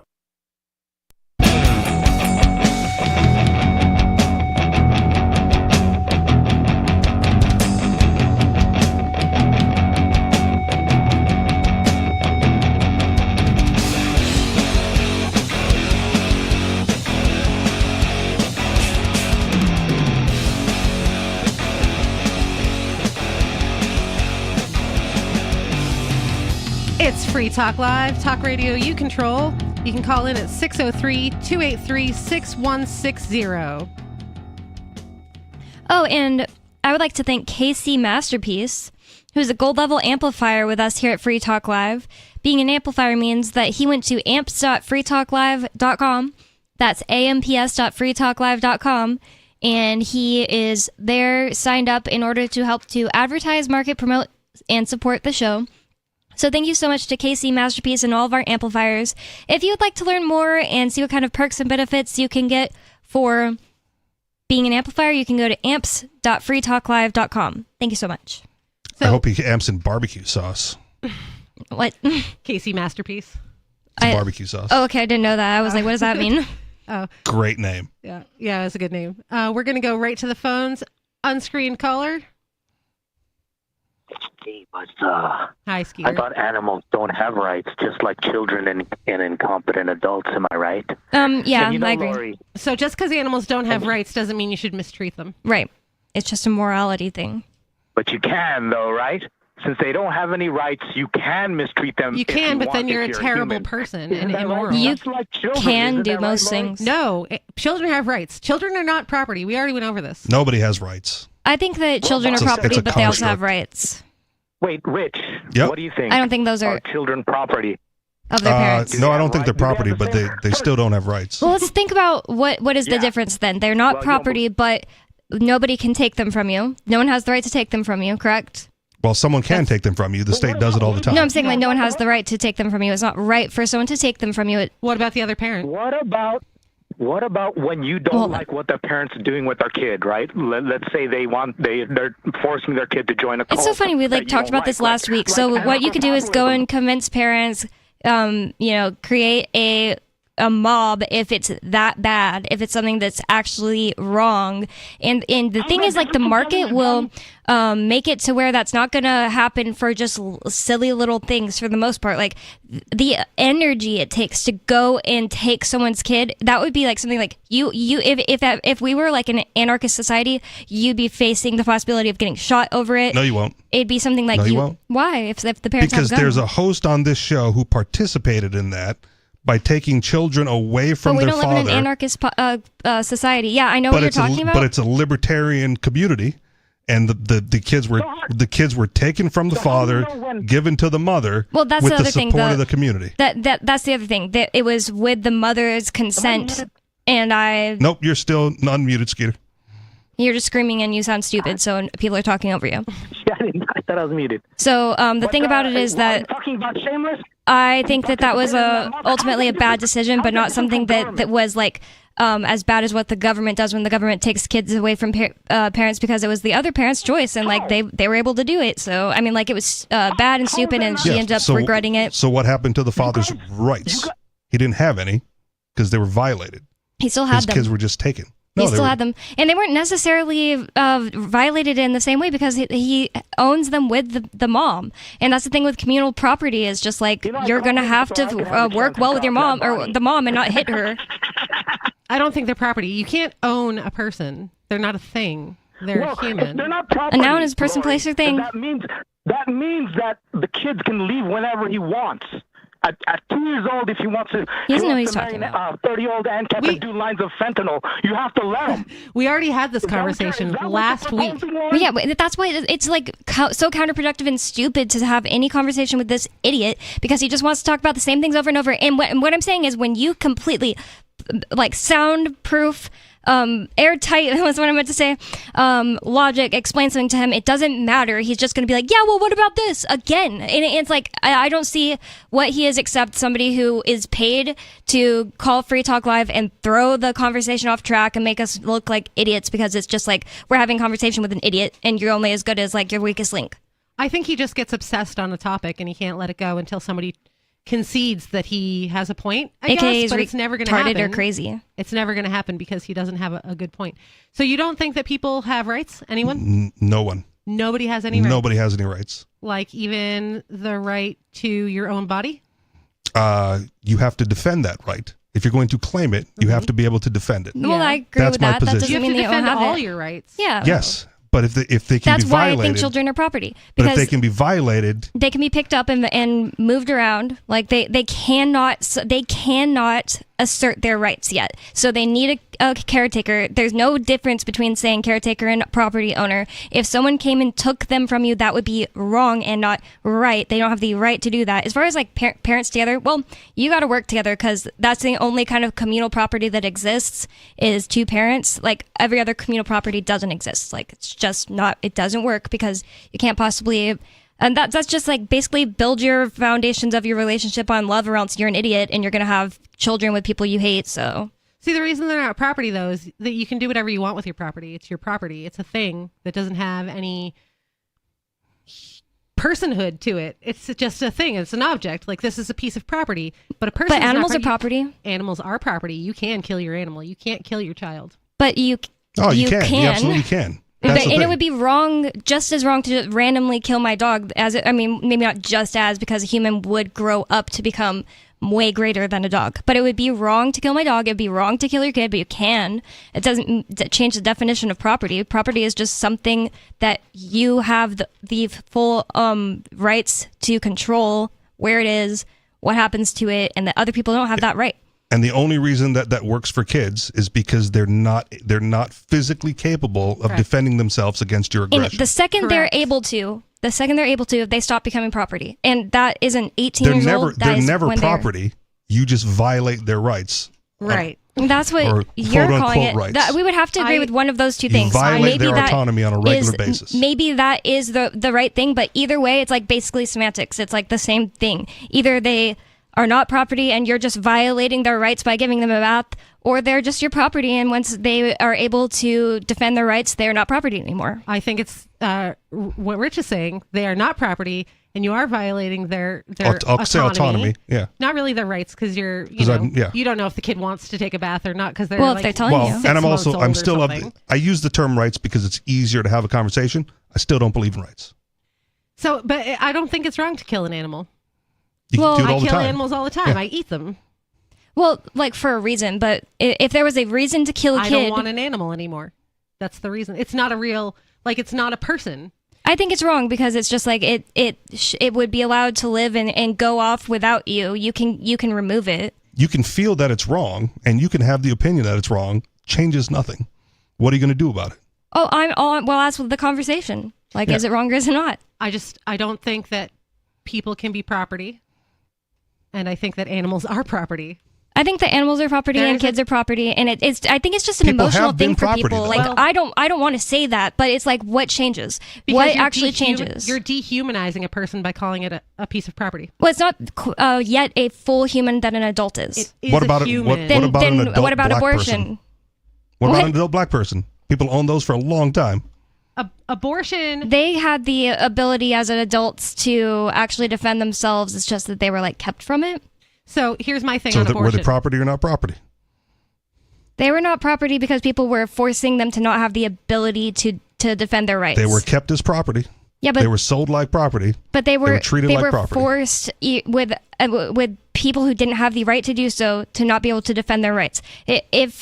What about a kid? You just grow up, and that's the thing. You shouldn't be forcing your kid to not have the ability to defend itself against you doing things to them. Yeah. And I don't think parents do. So then they're not property.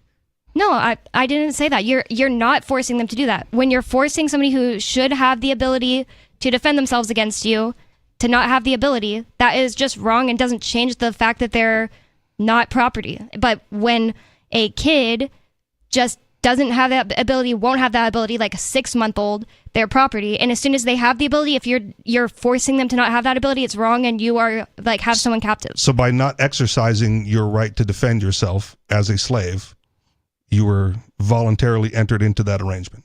I didn't say that. I said that you are forcing them to not be able to. They have the guns. They're not allowed to have the guns. That's why they were saved guns. The other thing is I don't know every slave's situation. Some people claim they were listen, I'm black and I will say slavery was a choice. So just a choice doesn't change the fact that you're not property. And if you could have left, but it was the best situation you could possibly be in, that doesn't make you property. That makes you somebody who's staying and you're in a certain agreement. Yeah. So slaves were there voluntarily, according to Bonnie. I didn't say that. I said some, and I said some people have said that, and I wasn't there. My opinion about abortion is, once a baby can exist on its own, just exist, live outside of its mother, it becomes a person. That is the moment it has personhood.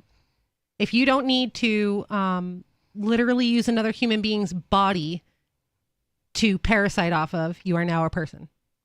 That's the moment they have rights.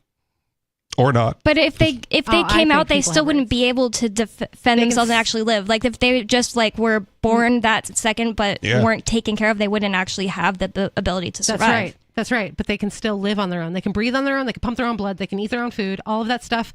that's the moment to me that you become a person. But you can't eat your own food if you can't get your own food because you're but somebody else 6 might take weeks you old or something. and feed you. Or I mean to say, So 6 you weeks. still are You're, living. you're still dependent on somebody else. If you can perform biological operations on your own without another human's body, you're a person. I would say I would honestly say that is when it becomes morally wrong to abort it. But Is there a I difference wouldn't say between that makes killing it human. someone or letting someone die? Yes, Okay. there is. You're not obligated to keep anyone alive. So you let the baby be born, you set it off to the side, and you just leave. Mm. You're on your own, kiddo, It's terrible. Don't do it. but you're allowed.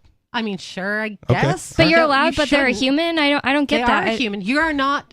But you're not allowed to There's kill no humans. positive obligation to a You're- newborn. That's right. There's Okay. no positive obligation to any human being. I don't All right. owe any single human being anything. And that's why, in my opinion, once you no longer are parasitic off another person, you have become a person. Okay. Well, that's where I just say Before like that, the word you're human is just Parasite's the wrong word, but we get the idea. I didn't call it a parasite. You are parasitic, though. You have Okay. a parasitic relationship because you need to feed off of another human being's systems. I get it. Parasite usually implies another species feeding off, though. But it's a parasitic relationship. Okay. yeah. The woman gets like totally depleted. I don't think that they're parasites. Well, totally is not the right word, but they get depleted instead of the baby if there is a depletion that's going to happen. We were talking about the cat. Oh, I gotta hang up Oh on yeah, we Skeeter have first. Skeeter here. Oh, bring it back. All right. Skeeter. Why do you guys mute me on my own call? I only Because get your a few own seconds call. to Get your own talk show. about the subject. I'm gonna tell you why. Interrupt, and you guys mute me. This is why. That's why you get muted. Because you yell. And instead of having a conversation, you scream at people and nobody can actually have a conversation with you. And that's not how you talk to someone. Even David gets Okay. mad. Me for the entire He call. doesn't yell. I didn't even get a chance to respond. I didn't hang up on you. Interruption. I right? didn't. Did I hang up on you? You You're still have using a your chance. response time to yell, Skeeter. That's right. You must. And now you're flustered. Okay. So anyways, you guys are gonna have total trouble defending this untenable bullcrap theory of rights. You're never gonna make it fit in with capitalism. It is incompatible with capitalism.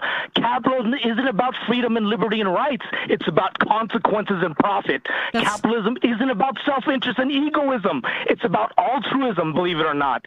Capitalism isn't about individualism. It's about Altruism has nothing to do with capitalism. Somebody wants to make a product because they want to make money. That happens to help other people because they want that product, but that doesn't mean that they're doing it for no reason other than to help people. If you're making something for no reason other than to help people, someone's got to be making the money. So you're giving money Nonprofits by exist. but somebody's got to be making the money. Like somebody has to give you that money. Like either like your grandma died and gave you money and now you're doing this altruistic business. Dude, Skeeter, you're not hung up on, you idiot. Like no one even knows what you're saying. You sound so, when you get flustered, you lose. What happens when the kid can prostitute himself to an ANCAP at 10 years old? What There's happens? Gonna be a market for that. Then he gets What video happens when games. that happens? They can lose their parent when that happens easily. When a billionaire ANCAP who got rich off crypto can pay a 10-year-old for sex. Maybe they'll buy their own island. And ANCAP that's the island thing, instead he of Epstein doesn't just Island. get flustered in arguments, he gets flustered off his own hypotheticals that are stupid. It's like, what if this happens? Well, What if this happens? He's not wrong. Well, what if it happens? What if it happens? Like, what do you want me to say to that, you idiot? I don't need it to coincide with capitalism because I'm not a capitalist. 5 years old, and the cult leader will be able to pay for his existence. No 5-year-old is running off with a billionaire. They Yeah, but barely when you get- understand the concept of money. When you get to like 10, 12, or 14, they do. Yeah, and the other thing is like a parent could be a bad parent and could sell it to a billionaire, but I have no clue why Skeeter thinks that rare thing has anything to do with like taking my rights away. Like if I was a parent, my right to do like homeschooling with my kid shouldn't be infringed because somebody could potentially become a prostitute at 10. That's the stupidest Why do you care logic so ever. much about these children? Yeah, he doesn't even have kids. He doesn't have a wife. He doesn't leave his mom's basement. Why do you care so much about these kids, Skeeter? Am I muted? Nope. No. Hey, Lori, can you tell me if I'm muted or not? You're I not don't get any muted, Skeeter. feedback to know You're if I'm not muted. You are not muted. So you're upset that an ANCAP might run off with a 10-year-old. No, there's tons. I can create almost an infinite amount of problems with rights theory. Right. That's your problem. Pitched it a long time ago. Do you know rights theory is freaking democratic? Why rights theory is democratic? I think he is drunk. Capitalist theory. Hold on. He's making less sense than normal. No, I'm messed up. Okay, interrupt. Go ahead and interrupt because I'm. I'm trying to get you to say something coherent. And somebody saying one word is going to make you get all messed up because you can't calm down and have a normal conversation. This is like the thing I've been telling you to begin with. Like, I don't have an obligation to have a conversation with you. I don't have to. And part of the problem, Skeeter, is you're arguing with like three people with three different opinions. To your listeners when you can't defend the position. Yeah, that's the case. Keep dreaming, Skater. Like we defend our position and you just keep screaming. It has nothing to do with anything. Honestly, this is bad radio. Like, I don't want to keep talking to him. Like, I think we should. What position do you want me to defend, Skeeter? It's never going to end. Yeah, I'd rather do. For God's sakes, I can't. No, because I don't screech at him, so we can have a conversation. Okay, so I know, Rich, you don't believe in rights, right? Correct. Like, I just want us to get that clear, right? You don't believe in rights, but you're going to steel man their position. Is that correct? I'm not steel manning anyone's position. I'm saying that what people consider to be rights have to either be defended or has to get community support to have. Just clarify your position. Do you believe in natural rights or not? No. No. Okay, so you're going to steel man their position, right? I don't know whose position I'm steel manning. Yeah, so go ahead and steel man. So, okay, so is it compatible? So if you guys are going to claim rights and self-ownership, you're going to have to define where it begins and ends. Bonnie and Lori stumble over themselves. They don't know. No, I don't. Okay, well, don't worry about them. They're being quiet. Talk to me. Man to man. I don't know. Someone was interrupting you. They don't know when rights begin and end. They don't know when children begin to have. I've only defined it a million times with this stupid conversation with him. When retarded adults have complete self-ownership. Yep, we've covered that. When aliens, when AI have rights. We've covered all of this because you call in about it every week. So I'm trying to talk to you, Skeeter, but you're still bringing up. I don't their have an positions. obligation to be quiet. I don't have to be quiet on my show while he talks for 30 minutes. I don't You're have right, to. But it's never good radio when you guys screech It's at never each good other. radio when he's on for 30 minutes because he just comes here to say you can't defend your position after I've been defending it for 30 minutes. It's stupid. Right, Bonnie? Come on, attack my character. Come on, ad hom. Keep ad homing. Okay, are you going to talk to Bonnie or are you going to talk to me, Skeeter? See, they're going to cut you off if you don't talk to me, Skeeter. All right, Skeeter. He's given you like 30 you've had the chances. opportunity to speak to Rich. You've had the opportunity. You're just screaming now. This is not good for the radio. Have a good night, Skeeter. It's just boring. It's like, it's my time. I don't want to spend my time talking to Skeeter when he's like that. And it's not like I've never talked to him. There are nights when he's not, like, I don't know, drunk or something. Yeah, but you don't have or to in a talk bad to him. mood. I was talking to him. Well, no, you weren't, because he was saying you're just going to steal their argument, right? You're like, what argument? Well, what then- do you mean by again, that? that's And he's when like, you all jump right, in. continue to steal, man, blah, blah. It's like he'll just say whatever he wants. He's not listening. No, he's he's just listening. talking. He can make his own show. No, he's not. He's not listening if he repeats back to you the opposite of what you just said. You guys screech back and forth, and that's why he doesn't listen to you. Wait, I'm I not have a screeching. I'm You're completely screeching. clear and making sense. No, Nobody you- is like, you were what is very- she saying right now? Just because I raised my voice, It's elevated and rapid. that's fine. That's not the same as screeching. Screeching is just screaming and like not being able to be understood. That's what he does. Yes. I'm completely clear. There has You were been no not as point calm tonight as where you were 10 minutes ago. it doesn't matter. That's not the same thing as screeching. Okay.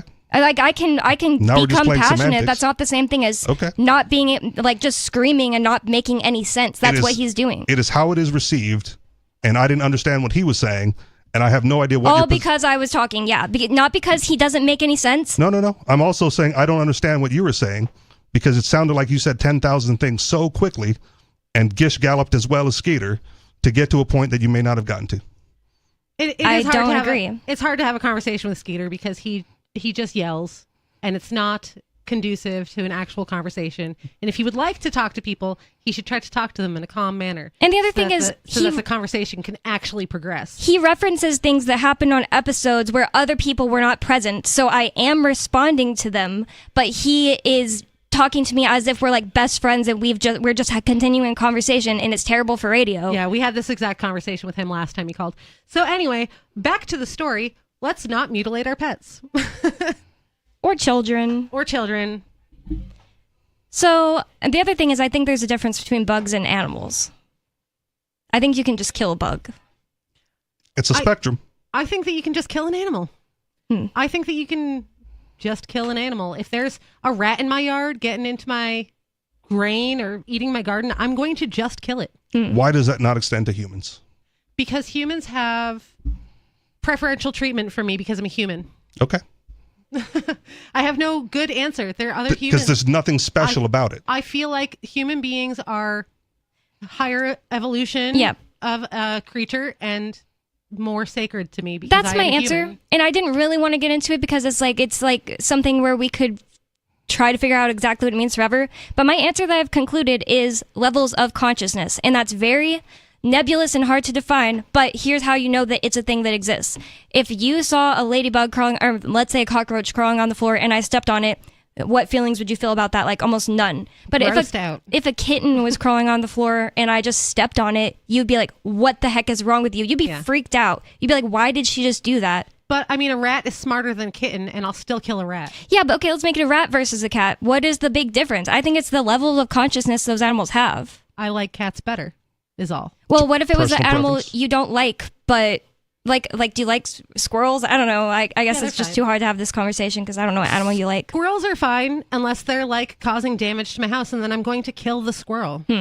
But let's say for So if no a cat was reason. scratching up your furniture, Like some random stray cat that keeps coming back to my Sure. yard and scratching up my house, I'm going to kill it. But I think to make the argument about like there is a difference, even it would have to be like there's no reason. Like this cat did nothing wrong. It's just sitting there. Or this squirrel did nothing wrong. It's someone's pet squirrel even. And it's just like sitting on the ground next to me and I'm like, I don't want that to be alive anymore. No reason. Kill it. That's fine for a cockroach. That's literally fine. And I agree. I think I would not be okay with like if a cockroach is outside in the wild, in the cockroach land where it belongs, and somebody stepped on it. I'd be like, why did you just step on that cockroach? But What even did it then- do to you? and Buddhists won't. But if it's right, so it's just I would a preference. not. I would not kill the cockroach outside, But just minding its business. even then, your level of like freaked out and anger would be much lower than if I just saw a wild kitten and killed it, Yes, wouldn't it? it would. And I really think that it's because of like something that is hard to put a name on and it's nebulous, but Cultural it conditioning. exists. Yeah. And I think it's just a level of the consciousness that animal has because it's like.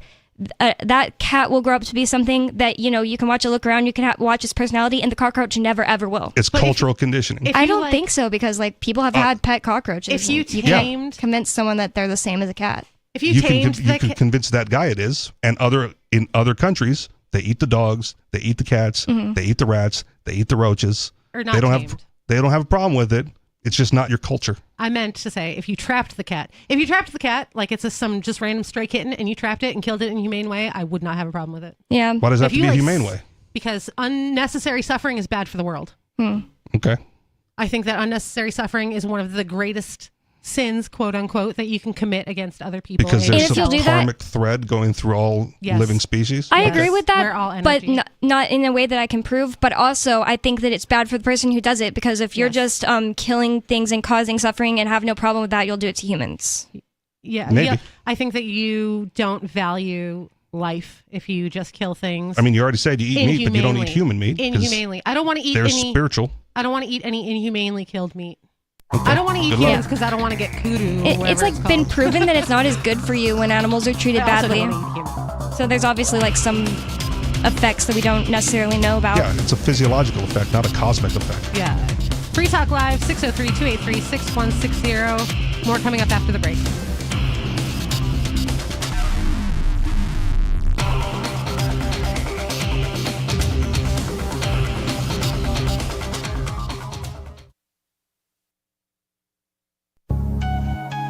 A congressman recently revealed that legislation totaling 2,900 pages and involving more than $1 trillion was available to members of Congress for less than 48 hours to study and consider. That's over 60 pages of legislation per hour. Do you think anyone read the entire bill? I'm Jim Babka with DownsizeDC.org. Consider a proposal buried in a 3,200-page, $388 billion bill, which would have empowered committee chairmen or their agents to examine Americans' tax returns. When this horrible provision came to light, no one claimed to know how it got into the bill. One congressman questioned said, "I didn't write it, I didn't approve it, I wasn't even consulted." If your attorney represented you this way, he might be disbarred. But this is how Congress represents you every day. That's why DownsizeDC.org has created the Read the Bills Act. You can force Congress to read their bills before they pass them at DownsizeDC.org.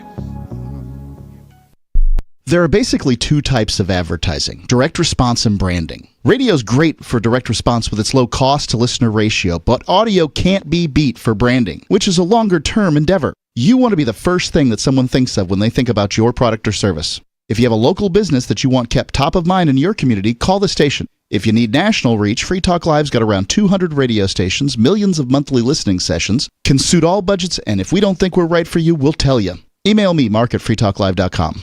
Tired of cancel culture? Sick of mega tech corporations holding an axe over your head? Join the LRN.FM Matrix chat server. It's self-hosted, so no one else can tell us what to do or say. Don't like the existing channels? You can make your own. You can even connect into some of our channels from other Matrix servers. It's federated. For the full LRN.FM Matrix experience, though, you should join our server via the step-by-step instructions at chat.lrn.fm. Chat.lrn.fm. You're listening to the live edition of Free Talk Live. Hour number 3 is next after the news here on the Liberty Radio Network at LRN.FM. From Feature Story News in Washington, I'm Jagruti Dave. Israel's defense minister is visiting the U.S. Capitol, where he's expected to discuss the war in Gaza with top U.S. officials. Yoav Gallant's trip comes at a time of growing tensions between the U.S. and Israel, as well as fears of the Gaza conflict widening. In a statement, Yoav Gallant said he planned to meet his U.S. counterpart and the U.S. Secretary of State. He also said Israel is, quote, prepared for any action that may be required in Gaza, Lebanon, and in more areas. Hezbollah and Israel have been attacking each other across the Lebanese border, and it's causing alarm across the region of a spillover of hostilities. It's also a tricky time for US-Israeli relations. Israeli Prime Minister Benjamin Netanyahu has accused Washington of withholding arms and ammunition to Israel in recent days. And while the White House has described this as perplexing, it has been openly critical of Israel's strategy in Gaza and the growing civilian death toll. Dozens of flights have been cancelled at UK's Manchester Airport due to a power outage. Ollie Barrett has been following the story from London. Well, Manchester Airport saying that it hopes that on Monday things will start getting back to normal. The power failure that took place on Sunday really knocked out the ability to do things like move baggage through the airport, carry out security checks, and that meant therefore that at the terminals 1 and 2 of Manchester Airport, dozens of flights had to be cancelled. Thousands of passengers have been affected by all of this. Right at the start of the British summer holiday season, the boss of Manchester Airport has given a personal apology, has acknowledged the disruption that this has caused for many thousands of people. And it's been a year since the attempted rebellion against Moscow's military leaders by Yevgeny Prigozhin, the man who set up the mercenary Wagner Group. Dasha Chernyshova looks at the impact this moment had on the Russian government and its army. Prigozhin's demand was to oust the defense ministry's leaders, whom he had criticized for months for their decision-making and ammunition paucity. President Vladimir Putin went on TV and called the rebellion a betrayal and treason. Prigozhin's march lasted several hours and was abruptly stopped after the president of Belarus, Alexander Lukashenko, brokered an amnesty deal for the rebellious mercenary chief. Yet 2 months later, on the 23rd of August, a business jet carrying Yevgeny Prigozhin and his top associates crashed between Moscow and St. Petersburg, killing all 10 people on board. The Kremlin denied involvement, and Prigozhin was later buried in his hometown of St. Petersburg in a private ceremony. A year after the mutiny, Russia has made changes Prigozhin was calling for. Authorities have increased military ammunition output manifold, and several high-ranking military officials are now on trial. From bureaus worldwide, this is FSN. With FSN Spotlight, I'm Simon Marks. Today, the upcoming treason trial in Russia of Wall Street Journal reporter Evan Gershkovich. It is due to begin on Wednesday in the city of Yekaterinburg, where the journalist was arrested nearly 15 months ago. Miriam Elder is with America's Council on Foreign Relations. The state is accusing Evan of espionage, a charge that he, the Wall Street Journal, and the U.S. government vehemently deny. And most cases involving national security are held in secret, so no journalists will be allowed in the courtroom. And the State Department said this week that they'll try to have embassy officials inside, but they're not sure if that'll be allowed. More than 99% of Russian court cases end in conviction. The judge on this trial once told an interviewer that he's only ever acquitted 3 or 4 people in his 20-plus year career. So since for most trials in Russia, you can fairly confidently expect a guilty verdict, a lot of attention is put on sentencing. Evan faces up to 20 years in prison. There is counterintuitively a window of optimism here, though. In those cases where Russia engages in prisoner swaps or releases people early, it tends to do so after a verdict has been handed down. So that Evan's case is moving ahead could give some hope that some sort of a swap might be possible. Since his arrest, Evan Gershkovich has been held in Lefortovo prison, a Tsarist-era jail in Moscow, known for its Spartan conditions and the isolation in which inmates are held. With FSN Spotlight, I'm Simon Marks. The main headlines again. Israel's defense minister is visiting the US capital where he's expected to discuss the war in Gaza with top US officials. Dozens of flights have been cancelled at UK's Manchester airport due to a power outage, and it's been a year since the attempted rebellion against Moscow's military leaders by Yevgeny Prigozhin, the man who set up the mercenary Wagner Group. And that is the latest from... Reflecting on the persistent troubles it caused his sibling during childhood, local doctor Daniel Barrett told reporters this week about his average-looking brother, Kevin, who first inspired him to be a cosmetic surgeon. As a kid, I remembered thinking that there was nothing I could do for Kevin. Watching someone you really love and care about suffer from a weak jawline or unsymmetrical features, it had a major impact on me. And in this week's local news, a community theater gives the part of Blanche Dubois to Kathy Hamilton. In other news, a moviegoer manages to sneak candy past a teenage usher earning $7 an hour. A new app matches you with others in the vicinity who wasted $2.99 on the same app. And a Roman centurion crawling out of a New York City manhole cover is in for one wacky adventure. Having graciously spread my knowledge to the uneducated masses, I now return to the stately, elegant ranks of News Announcer Society. For more, keep checking theonion.com. This is the Onion News Network. Don't miss a moment of Free Talk Live. Get our archives daily via our podcast at feeds.freetalklive.com.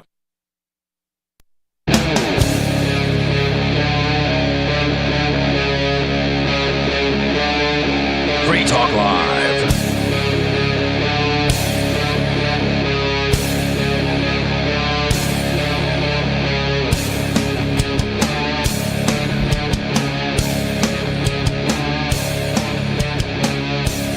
Free Talk Live, talk radio you control. You can call in with whatever's on your mind. 603-283-6160. Free Talk Live is brought to you by LibertyMinded.com. Official Free Talk Live gear like t-shirts and hoodies are available at LibertyMinded.com. Plus, you'll find a unique collection of cool and funny liberty-oriented clothing at LibertyMinded.com. That's LibertyMinded.com. I actually went on that website this week because I was like, oh, I want some of that stuff. And What'd you buy? I didn't yet. I have to wait until I cash a check on Monday. Okay. For, you know. Are you need a Free Talk Live cash. thing or like a liberty-oriented thing? I don't know. Probably a bunch of things. It's hard decisions, you know. I haven't looked at the whole website yet. I need to check out more of it. There's a decent selection on there. Somebody showed me some things on there that were funny and good. Yeah. So we do have a phone call. We're going to go right to the phones. It's Matthew, and he's going to tell us some of his thoughts about Skeeter. Matthew, are you Why there? would you do that? So, I mean, I have a piece of advice because I think, Rich, you were right about Skeeter being bad radio, but I think it's because the hosts are getting exasperated having the same conversation with him, and they've just become self-exciting. So what, I need to do that for the rest of my life? Like, I need to have the same People conversation with Skeeter for the rest of my life? Is that what you're saying, or are you saying something else? No, what I'm saying is that what you should do is do the same thing that Mark and Daryl did with James Whittekine and just take off the headphones and ignore the call.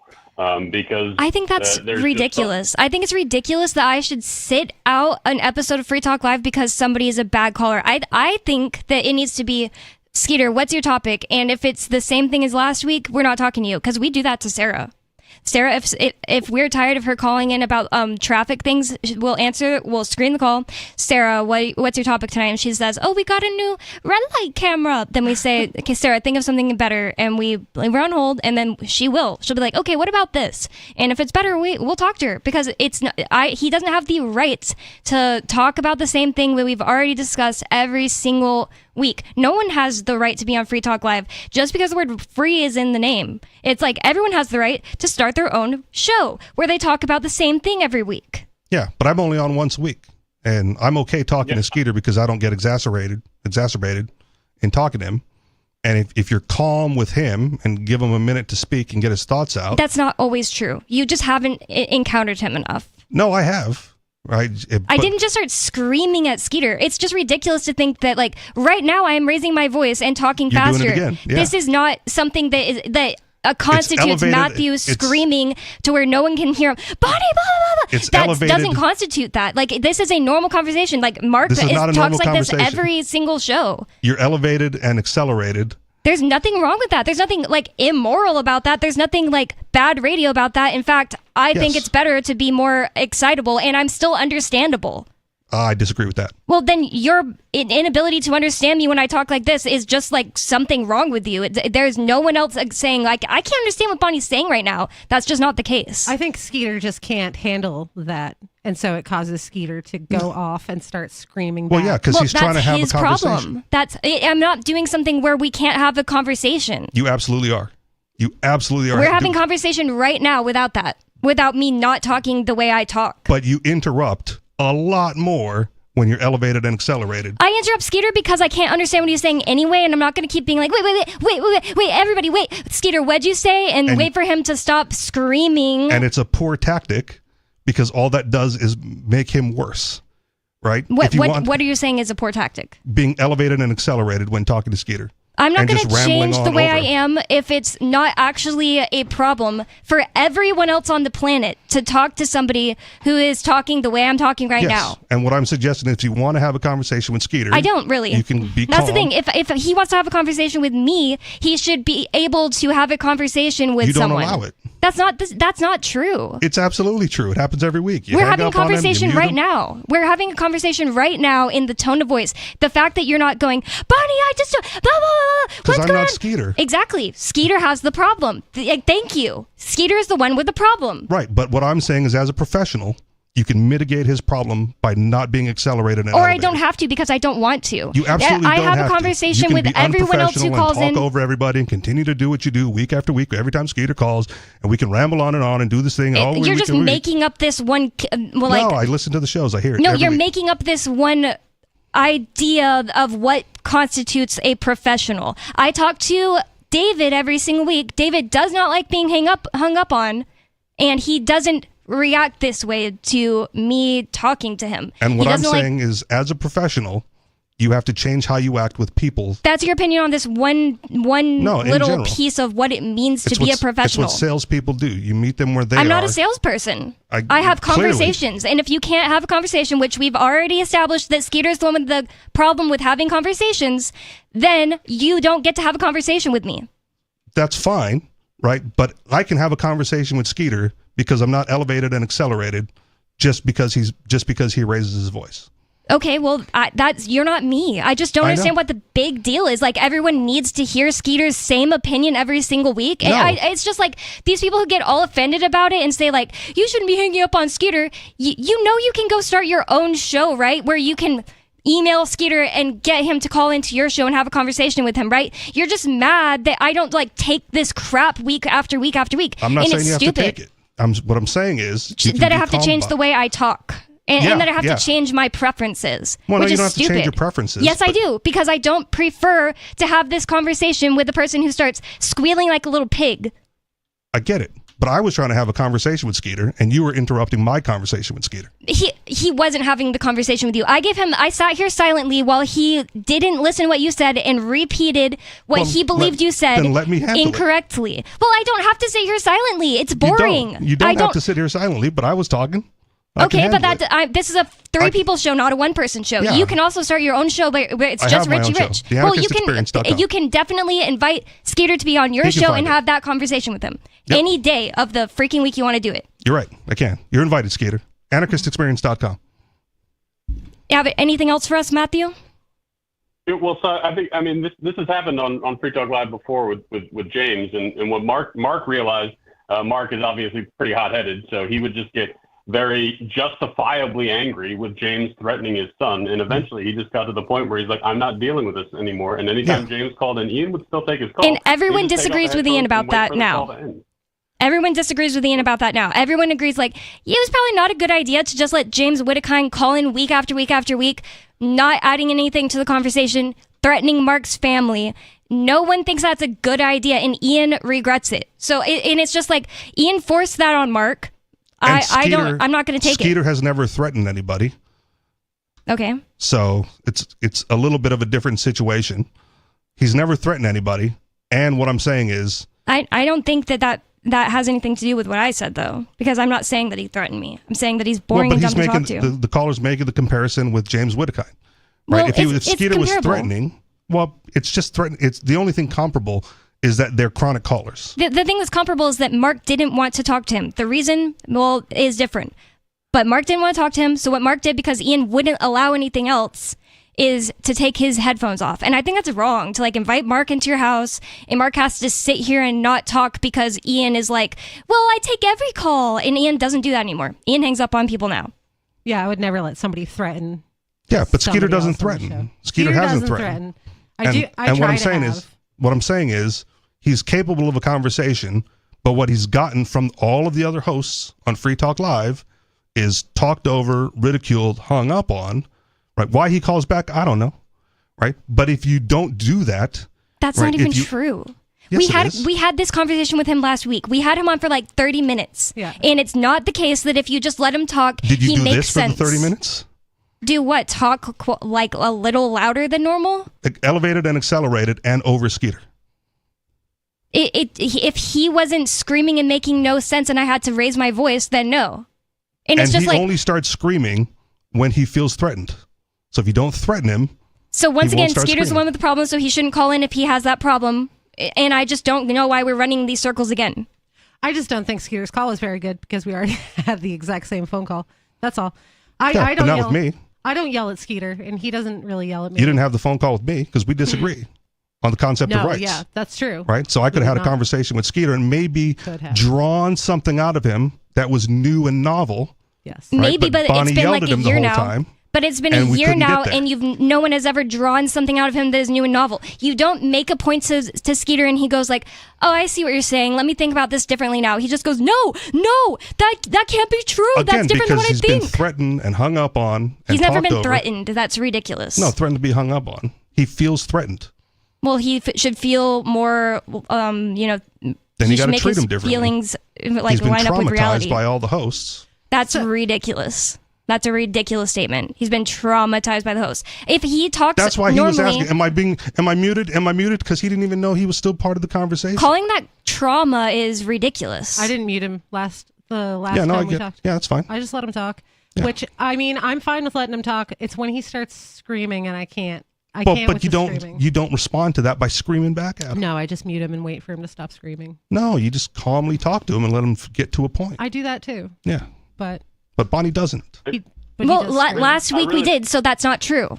Last week I we didn't had hear a last week's 30-minute call. long conversation. Yes. Well, I already told you about it. I told you last week we I had the didn't same experience it. conversation with him, like these same topics, these same stupid hypothetical about a 10-year-old being a prostitute or But whatever. I wasn't here. And I'm just telling you that if you take my word for it, or if you think I I'm believe lying, that that's you had different. the conversation with him, but I would have had a different So conversation. you're saying, with but him. you just now made a claim that I don't do that, so you were wrong.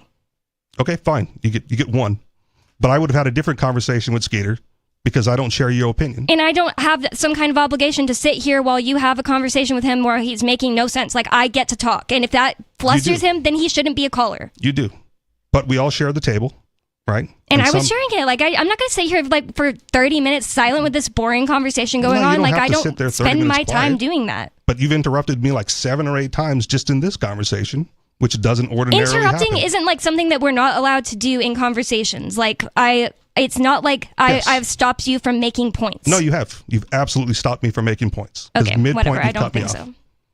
Well, then you're wrong. Are you like them apples?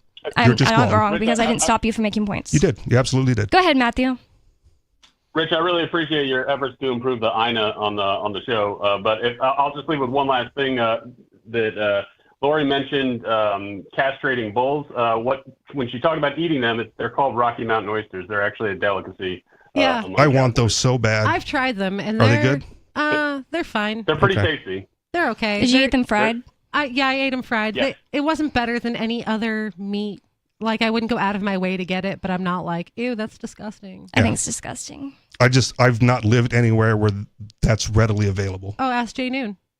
That's where I had him.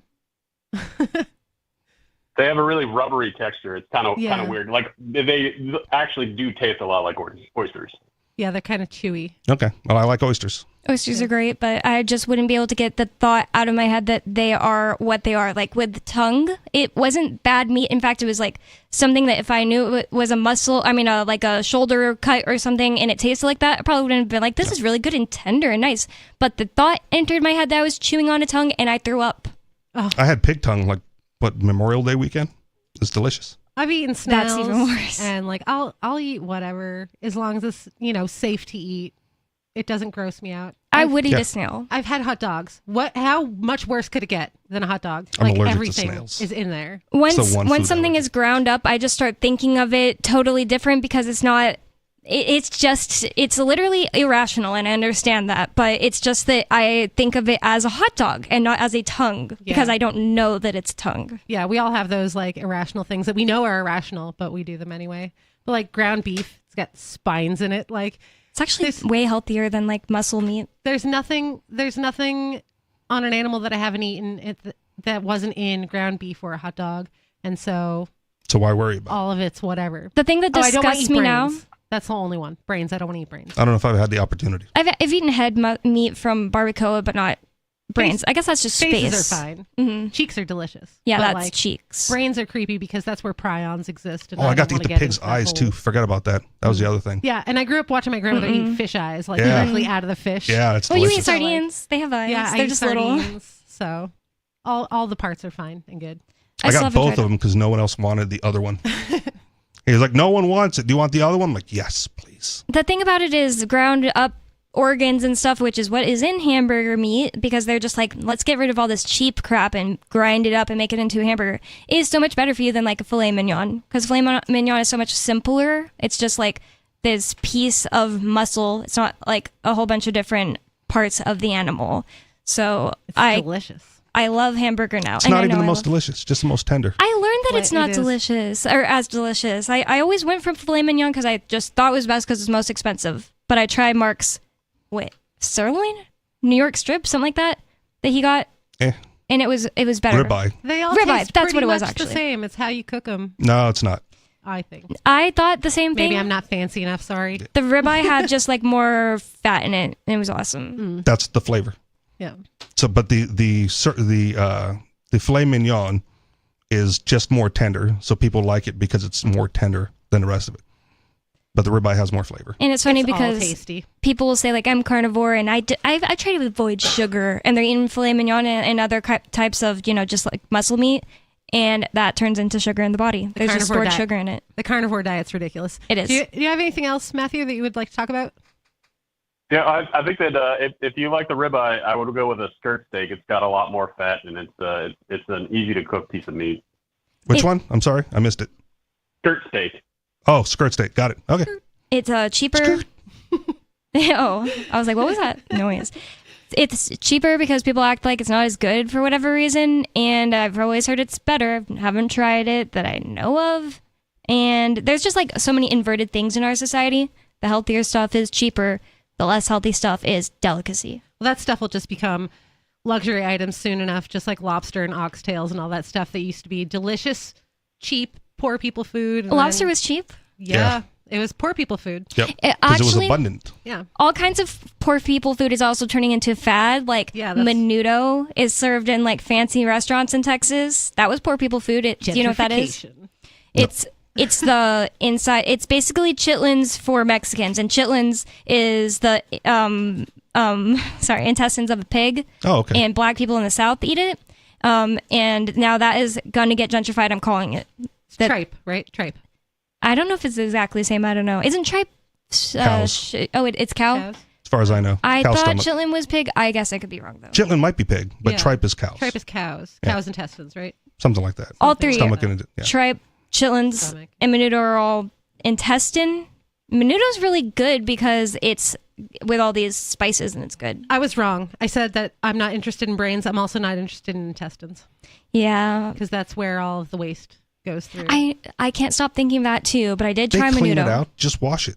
If you'll I wash don't it, know. if you'll wash dirt off a sweet potato, you can wash poop out of All an right. intestine. So Or shrimp. if somebody like poops on one of my spoons in my house, I'm not going to wash it. I'm going to throw it away and Yeah. buy a new spoon. Even if it's a metal spoon? Even if it's a Yes. metal spoon. Right. Wow. Because Okay. it is now tainted Yeah, forever. I That's agree. It. And so intestines follows the same logic there. It's tainted. So you'll cut off a finger if you accidentally poop on your finger? No. You'll because wash it. I'll wash it. And you'll- can't and you'll possibly. pick your teeth with it. Oh, God. No. No? Never now again? Now I'll never, ever again stick my hand in my mouth. Never. It's the worst. Why would you do that? If you changed a baby diaper, you'd probably have that happen. Yeah. That's it. I'm going to go home and burn my hands off. Declaw yourself. Yep. But then I'll have to go down to the next nub. Like a year from now, after I get something on it again, Yeah. it'll inevitably happen. I have livestock. Well, there you go. And then that's it. It's probably No more already hands. happened. Eventually, I'm just going to be a stump, and it's all thanks to you. You're welcome. Well, we are humans and we have like the ability to think about the fact like there was poop on this. Like an animal, they wouldn't be able to think about that, so they'd be fine, and maybe they'd be right, but maybe that's a consequence of becoming more conscious. Maybe. Anything else, Matthew? No, thanks for taking my call. Thanks for calling. Got to poop on Lori's spoon without her knowing. Oh my God, please don't. I'm going to throw away all my spoons tonight. That's it. Wait, I'm you gonna haven't had carry- poop on them. I'm going to carry it. That I know of. I don't know. Maybe he makes it home before I do. Plastic spoons, non-biodegradable plastic spoons. I'm going to keep single a utility spork with a knife on the other end on my person at all times, and it will be the only one I use. From Ian here does on that. out. I've got one of All those in thanks my to you. bag. Yeah, Ian See? does the same thing. See, and that's it. He always has it with him when we go places, and I'm like, oh, we didn't get a fork, and he's like, I've got this from my backpack again. See? It's a perfect solution. I wonder if it's the same one. You're bettering my life, in fact. I could show you. I'll be a stump, but I'll also have utility utensils. Well, you have to get fed by someone if you're a stump, and then Well- you'll have to trust that they didn't put it anywhere Oh, they shouldn't. man. I'm never calling you for help. I know that because you'll put poop on my utility. Just put cameras on your house and make sure Richie Rich isn't going in there, and then I'll you're just probably bring good. over the cucumbers and carrots. Who knows where this has been? Goodness. But I washed it. Oh, no. I feel like a vegetable is different than a silver spoon too, or a silverware too, because possibly like pores. Do they have pores? Yeah. I think the vegetables would have be more porous. Than No, that's the what I'm spoon. saying. Okay. Yeah, they have the pores Yeah. or something where you. That's what I'm saying. She'll might not be able she'll to. throw away a silver spoon, but it will just wash off a sweet potato. Oh, no. It's backwards. You're ruining my life. It happens. I simply would throw it away, whether it was like proven to me in a lab that it had no feces on it anymore. It's like she's saying, it's just tainted in my mind. Yeah. The spirit of it. Yeah. Yeah. It's destroyed. Not even. Even though like a carrot grows in poop. Not even going to tell you what a fart is. Then. Okay. So oh back yeah, to- like people's pants. Oh my God. Back No, to not your in your pants. If you smell it, that's particles in your nose. Oh yeah, that disgusts me, and I think that's a NAP violation if you fart next to someone. And I agree with you. In your nose. You shouldn't make people smell your poop particles. ingest your poop, basically. Ew. See, and there was a time where Skeeter wanted to call in and talk about that. Does- like, pollution. Really? And everyone, yeah, but you don't let them. Does that affect your DNA? I don't know. I have no don't idea. not let him. I always I'm answer his curious calls. now. I'm curious now if that affects your DNA. If you breathe in someone's fart, does that now have their DNA inside your body? I don't think that ingesting other people's DNA affects your DNA. It will not infect, but Or like affects is it what I will- would say. I think everything affects your DNA. It's constantly going through mutations Okay. from everything that you're exposed to. Well, I think your Well, DNA then is it the thing does, that doesn't right? change. Your genes are guess. the things that like express and don't express, but your DNA doesn't change, right? Tell that to the vaccine people. I think DNA changes. I could be wrong. That's Because just what if you get- how I thought it was. Because like that's what radiation is, isn't it? Changing in your DNA. I don't know. Yep, no clue. And All and right. poop Out of isn't. my realm. Okay. That is it. We still have this. Yeah. So back to cutting off cats' fingers. So this is from the Wall Street Journal, and we talked about how a man invented kitty litter. Only in 1947, it led to people bringing their cats inside. I hadn't thought about this. I guess people mostly had like barn cats, and then kitty litter was invented, and now you can have a cat inside without it urinating and pooping everywhere. So they came inside, and then right after that, a man invented a way to take the first little nib of their finger off, so that way they don't scratch up your fine furniture. And they can drag that kitty litter all over your house with their poop-covered fingers that are Tainted. missing a knuckle.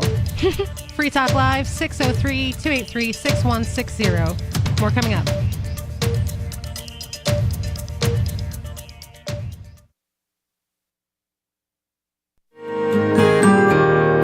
So the protection of life, liberty, and property is what the Free State Project is all about. But it's an effort to move 20,000 people who understand. It's about demonstrating to the entire country that, yeah, we can have a free market, a truly free market. Making it just a freer, great place to live.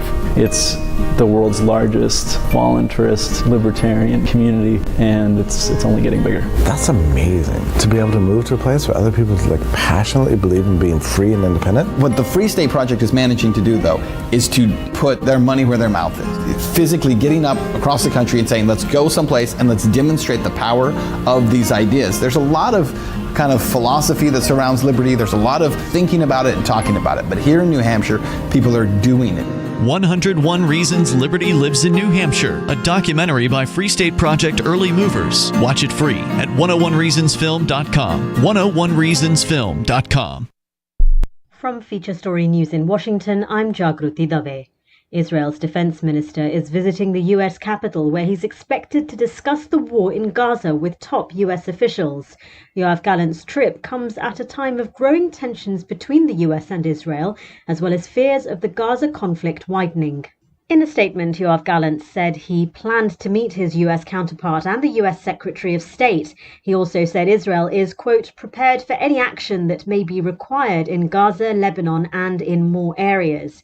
Hezbollah and Israel have been attacking each other across the Lebanese border, and it's causing alarm across the region of a spillover of hostilities. It's also a tricky time for US-Israeli relations. Israeli Prime Minister Benjamin Netanyahu has accused Washington of withholding arms and ammunition to Israel in recent days.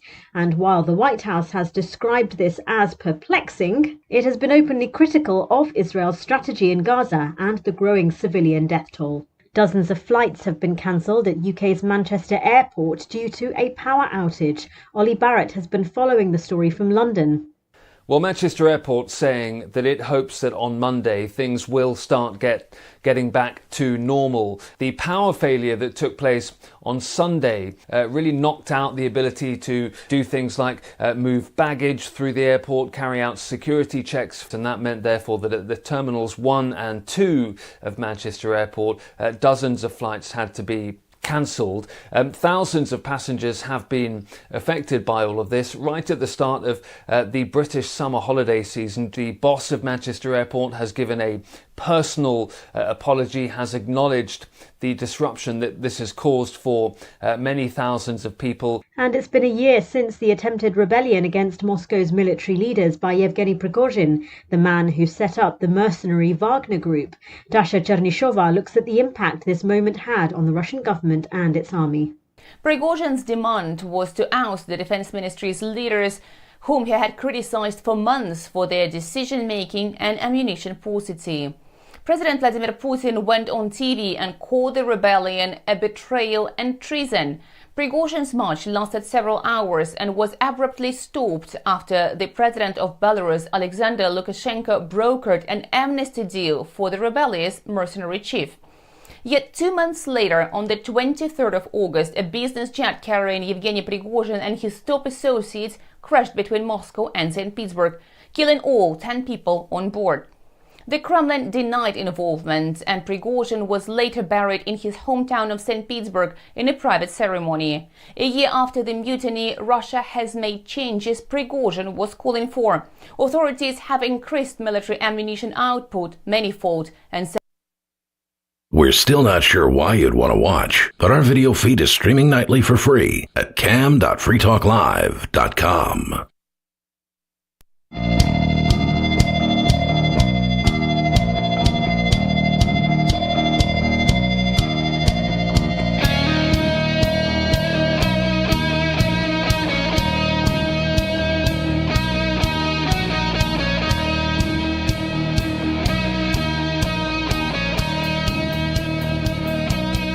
It's Free Talk Live, talk radio you control. You can call in 603-283-6160. Tell us what's on your mind. Talk about anything you like. I'd like to tell you all about Free Talk Live podcast. It's officially unofficial. We've been podcasting since podcasts began, but we're launching a new podcast anyway. It's not so new anymore. There's 4 episodes, I think, now. You can find it at freetalkcast.com. It's every week, I believe, on Fridays. I think so. Friday at midnight. Friday at midnight. It's a 30 to 45 minute long podcast. It's done by the same people that do Free Talk Live, and we'd love for you to check it out. No FCC rules. Yep. People can say whatever they want. Friday at midnight, unless Aria leaves it on a server and then heads to the campgrounds. Yeah, Richie had an episode with Aria that no one has access to yet. Oh, it's not out yet. Still. Again, that's freetalkcast.com, and we're going to go to the phones. David? Are you there? What? Hi, David. David who? David from New Mexico. David from New Hampshire. No, David from you Mexico. Can't say that anymore. Oh. You can't say that anymore because I'm going to Texas. David from You're Texas. going to move? Now I got to rewrite the song. You got you got New Mexico in it. Too bad. That just seems bad. so wrong and weird to say David from Texas. Yeah, Texas. You're saying it wrong, Bonnie. You ain't living there long. You're gonna say Texas. It's gonna have a cowboy Just call him speedo. David from wherever he is. I ordered a. I think he's saying that like a New Mexican because I don't even know what he's talking about. Texas. Like, he has a New Mexican accent even though he's from... Sorry, David. Wherever you're from, Wisconsin. Oh, and by the way, Bonnie, I am getting incredibly pissed off about you hanging up on me. I'm about to get loud. Well, see, don't do that. And that's why we have conversations that last a long time when they're good and fresh and not boring. Damn it, you keep breaking up. I don't know if it's the wind blowing on the mic or what.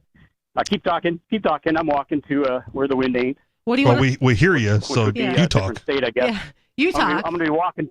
I got to walk So till in I get Utah? to the border of. I got to walk till I get to the border of New Mexico and Arizona, and then the wind might go down. So you're actually moving to Texas? Yeah, no, not Texas. Texas. Texas. Yeah. Why are you It's moving? a city in New Mexico. Why are you am I moving to That's Texas? well, actually, as I listen to that, those 10 dogs yapping. My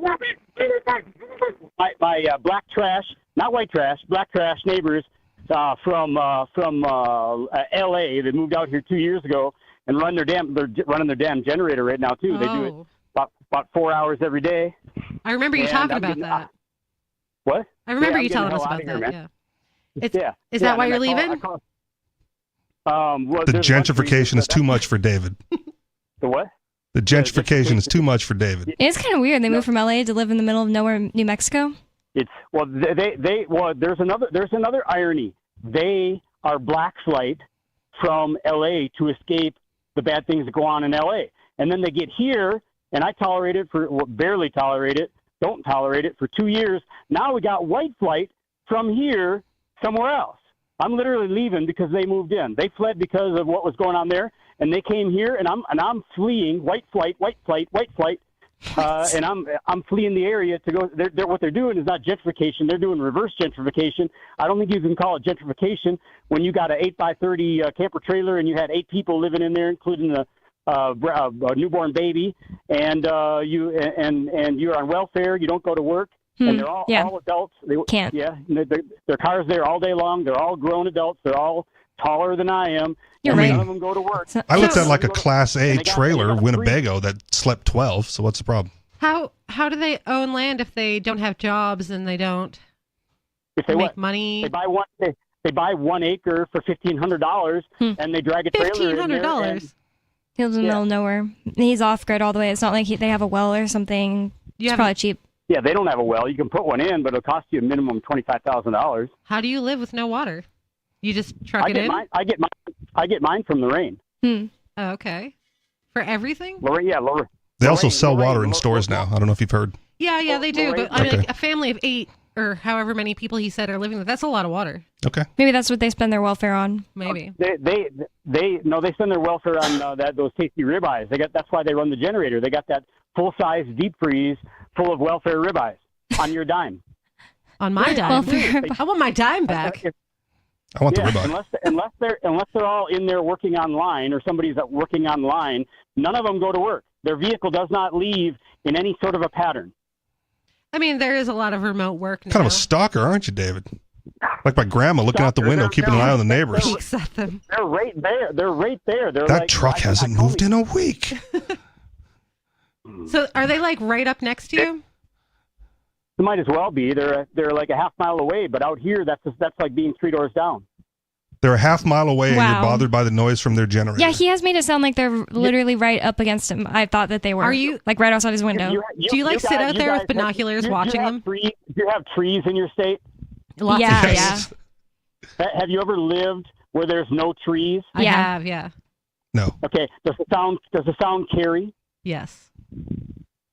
Yeah, sure. Yeah. But I don't. That's Yeah, why I just don't live where the there's not The answer trees. is yes. Well, I mean, there was a hotel a half mile away from where I lived in Utah. I didn't hear the hotel, or it didn't bother me if I could hear some generator.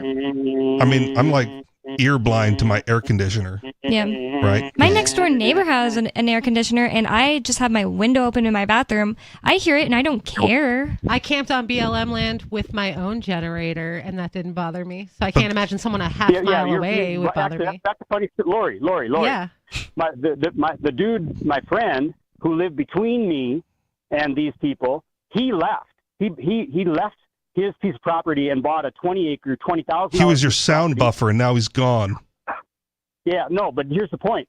He was talking about people like you that go on BLM land and run their generator. Yeah. He camped on BLM land in Arizona, probably pretty close to where you did. Probably. And he saw people pull up in their RVs, whatever, campers, whatever. But they had a generator. Yep. So what they would do is, because of the noise of the generator, they would pull the generator as far away from their living space as they could, even though they would drag it right towards somebody else and away from them.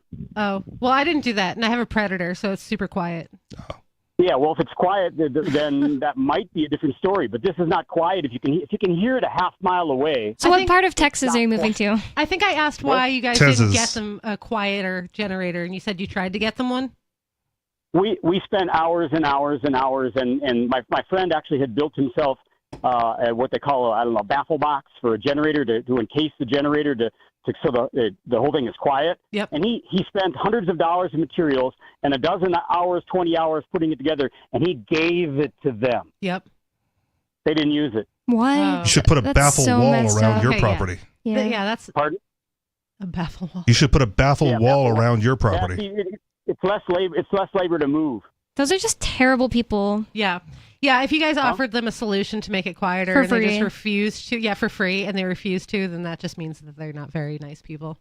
Well, yeah, there's nothing. Oh, and then the county actually has ordinances. There are 2 ordinances specifically about this, and the county refuses to come out and enforce the ordinances out here. So what part of Texas are you moving to?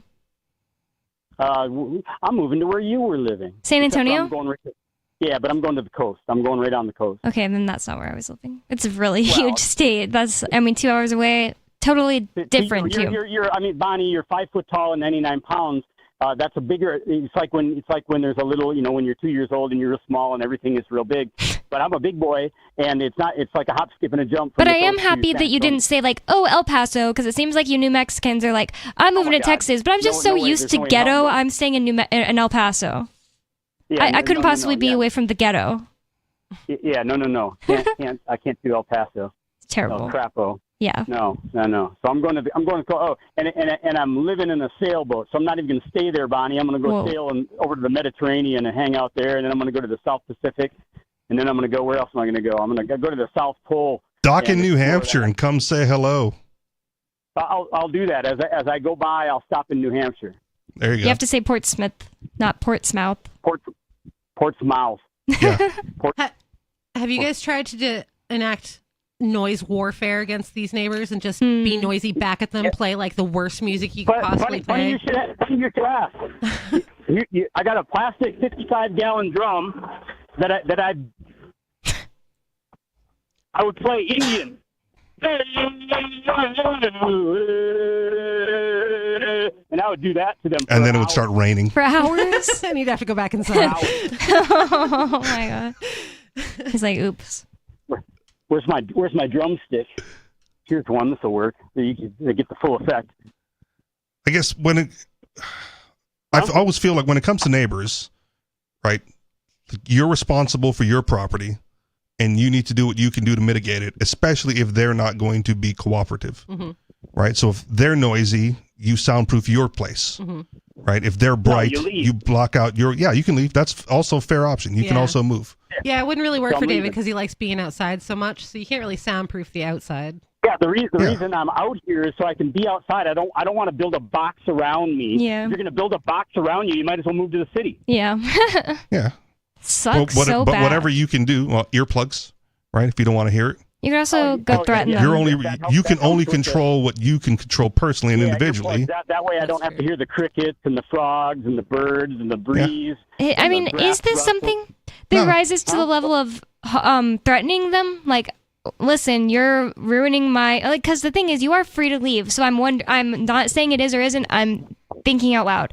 You are free to leave, but they are completely in the wrong. So is this worth threatening someone over? Would any of you guys Are they say? in the wrong though? I mean, there are generators on their property. It's on their property, and I can't imagine Wait. That's not a valid point. Because their generator is on their property is not a legitimate point. Go on. Because, well, put it this way: if I pee on my property and then it goes in a river down into your garden and helps your vegetables to grow, I peed on my property, dude. What's your problem? I don't have one. Yeah. Or just like pollution running down the river, like it's not okay to just be like, well, it's I poured it out on my part of the river. You know, pollution could physically harm you. Well, pollution also requires a tort. There has to be damages, and you have to be able to sue and prove the damages. Yeah. So I live on a highway. I live on a highway, and there's traffic going by constantly, and I can still hear the birds and the frogs and all that stuff, I was gonna say, the river across the street. Get some firearm earplugs, right, that let in the soft noises I'm and also don't let in the loud noises. Taking David's word for it, Lori, that's so... It's apples and oranges. It's apples and oranges. You live in an area where there is noise pollution, and out here there was not. And then people bring it in, and they actually bring it in. It goes. They come to an area where they're living off the grid, where it's completely natural and quiet. And then you think that it's okay to run a generator that you can hear a mile away. But they bring it into their property. Yeah. And But if you didn't want them within a It's mile, spilling out. That's we already made this point. It's sitting on their property, but spilling out its effects. It's not a valid point because when you say it's their property, that's not a valid point. Well, but what I'm also suggesting is if you don't want them within a mile of you, right, then you buy a bigger piece of land. Yeah, that's what I'm leaving, dude. I know, I I'm get leaving, it. Dude. I got it. No, that's a valid alternative as well. It's still for the people that remain. I mean, what'll end up is this piece of land will just be a trashy place to live. Is what it'll be. There's a place just north of here called Meadow Lake where that exact same thing happened, but starting like 30, 40 years ago. All of the illegals that come into New Mexico, not all of them, but they moved into that area, and other trashy people. And now the cops, well, you guys would like this. Now the cops won't even go into Meadow Lake to enforce stuff because it's turned into such a piece of crap. I agree with you that it's unfortunate that they're making noise in this unspoiled piece of land. But in the end, I also agree that that's their property and they can do what they want. We did a story a while back. That's BS.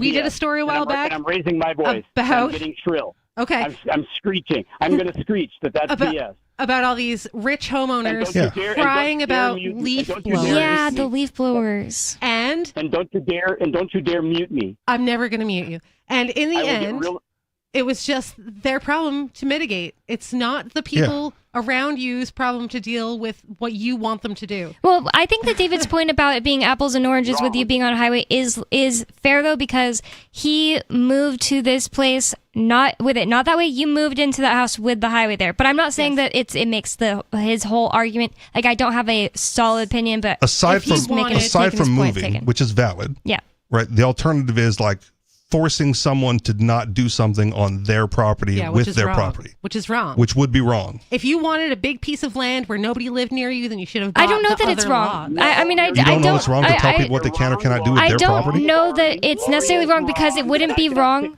Why Lori is wrong. Here's why it isn't always like what you're saying isn't always wrong. If somebody was standing on their property shooting towards my house, would it be wrong for me to tackle them and take their gun? No. That's a and physical yes, threat. yes, that is like I took it to an extreme on purpose. Yeah. But I'm just saying you can't say the sentence that if somebody's doing something on their property, you can't stop them ever. Because the thing is, they're doing it on their property, but it's affecting him. And yes, it's a much lower level. But I'm just if somebody is doing something on their property that's not harming you in any way, then that's their own business. I just don't know that you can claim that something's not harming me It's because harming your feelings. But that's the thing. It's maybe in this case it's harming his feelings. But if somebody showed up and just brought a big pile of poop with them, I think I could do something about that because that's like what, like we're saying, like that's getting what zoning poop people talk particles about. into. That's what zoning people bring up about the zoning rules. Like, you want to be able to live a pig farm next to you? Yes, that's where Well- you bought land, and that's where the pig farm bought land, and now you guys have to live next to each other. Yeah. No, you're No. not muted. No, I won't mute you. Just no one's listening. But if you don't want them doing it, right, that it has to be a tort claim. Okay. But that's the thing. You could claim damages with You pig could, thing. but then you got to sue Mhm. and have someone else find in your favor. That's the tort. I was laid in bed one night, and you guys, and all of a sudden, crack. You know. Did he say the F word? I know. I said crack. Okay. Well, it sounded like that. It did sound like I it. mean, like we might just have to dump it anyway, David, because I think she it did. sounded I dumped enough. it. Oh yeah, I know. I'm just saying, like we dumped it because, like, I mean, a listener on the radio might not know. Then they'll complain to the radio station, and the radio station's gonna be like, "That's it, Free Talk Live off the radio." So We yeah, didn't okay. dump you. Let the David record was- know he didn't actually say it. David was laying in bed and he heard crack. Okay, go on. Yeah. Okay. So my back. Yes. Yeah. Okay. So I was laying in bed and I heard boom. Yep. And you know when people are shooting at you with supersonic bullets. Yeah. You know what that's like, right? No. Never been shot at. No. Yeah, shot at with bullets that go faster than the speed of sound. No. Yeah. Again, never been shot at, so I don't know what that's like. Oh well, you haven't lived, dude. So when you're shot at with subsonic bullets, the only boom you hear is the gun when it goes off. But when you're shot at with supersonic bullets, like from a AR-15, a 223, Okay. when you hear, there's a crack when it comes out of the barrel. And then as the bullet passes you, because it's going faster than the speed of sound, then you get a supersonic boom Okay. as the bullet goes by. I know what you're So I'm talking about. I've never been shot at, but I'm familiar with the. Well, like I said, you haven't lived. You haven't lived. Okay. And so I was laying in bed. Matter of fact, I was laying right here in this very spot, and I had just laid down in bed. I'd been there like 20 minutes, and I was looking at stuff on the internet, and all of a sudden, boom! And I look outside, and there's some dude driving up the road with a spotlight, and he apparently saw some eyes between him and me, and he fired off his rifle from his moving vehicle at these eyes, and it missed my bedroom here by literally 20 feet. And as the Yeah, bullet that's passed a by- problem. Yeah, that's a violation. Yeah. Well, I'd rather have that. I'd rather have that than. I would not. Okay. I All right. wouldn't. Well, Yeah. but the thing is, like, that's David's preference, and without like the state we have now, can you actually mute him? Because that's not okay. I get your point, David. But so the thing is, like, and without the state we have now, I think we could still solve things like this in a similar way. But it's like, say the most like fair person in the community or a bunch of people in the community come together. You give them your problem. You're like, listen, I did everything I could. I took money and built them this thing. They're not doing anything about it. I think that it at some point, even something so little that is like bothering someone, but it's not actually putting a hole in their body. I think that a community could come together and say, like, listen, you are being ridiculous and we're going to expel you. I And disagree. Yeah, no, they couldn't because you own the property. It's worse without the state. but they would, and that it would happen, and It would- I don't think it would be that an it's aggressive necessarily violation of wrong. their That's rights. the definition of a homeowners association. A whole what? A homeowners association, a group of people who come together, decide what you can do on your property. Yeah, but like if people have agreed to this thing, and there's nothing really wrong with that. It's your fault for living in a homeowners association. Yes, but so you're the thing saying is, if like, you don't live in a homeowners association, then the community You know can why they still call come it a together and decide homeowners what you do with your association, land. right? And I disagree. well, I just think that when you're affecting other people, whether it's You gotta like prove something it. that kills them or not. Well, that's what I'm saying. You would go to the other people and say, I believe this. It's bothering me too much, and the other people agree. What are you going to do about that? What's you need the to like damage? have. You're talking in legalese. I'm Yes. saying that without that, people would come together and say, like, listen, this is ridiculous. You can't be doing this to David. And I'm not saying that's what they would the conclusion they would come to. I'm saying that it would happen. That, like, well, you just can't annoy people. And this is why there's no rights. Maybe they don't like David standing outside talking on the phone to Free Talk Live at night. Maybe they So don't, and maybe the community comes together and does something about it because he won't change his actions. This is why there's no rights. So that's how you open up the problem where everyone's telling everybody else what to do with their own property. Well, it's not just turning their it into a property, is state. what I'm saying. If they're just sitting there and no one can hear David, if he's in his house and no one can hear him on the phone, that's crazy, and people wouldn't do that. The fail safe here is that Collective reasonable tyranny. people wouldn't just say, like, David, you can't talk to Free Talk Live in your own house. But I think people could come to the conclusion that, listen, we gave you every opportunity to make this better, fix this, or we're just going to physically remove you. And then they might be convinced to fix it, and then they won't have to move. Or they'll defend their property violently. And he could shoot back at them if they do that. To that point, it can't be that disturbing because when David calls us from outside, I don't hear a generator in the background.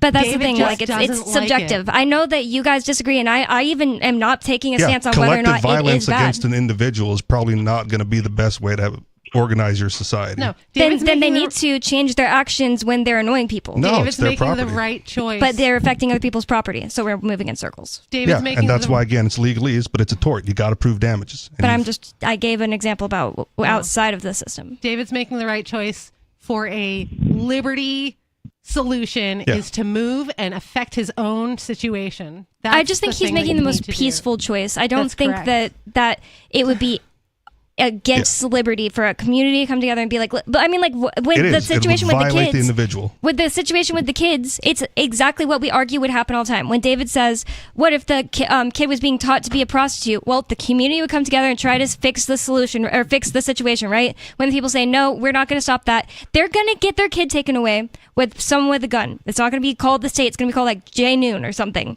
Yeah, and the people trying to take them away ought to be shot by the person they're trying to take them away from. And that's your opinion, but I mean, I that's agree. not mine. Unless there's actual damage being done.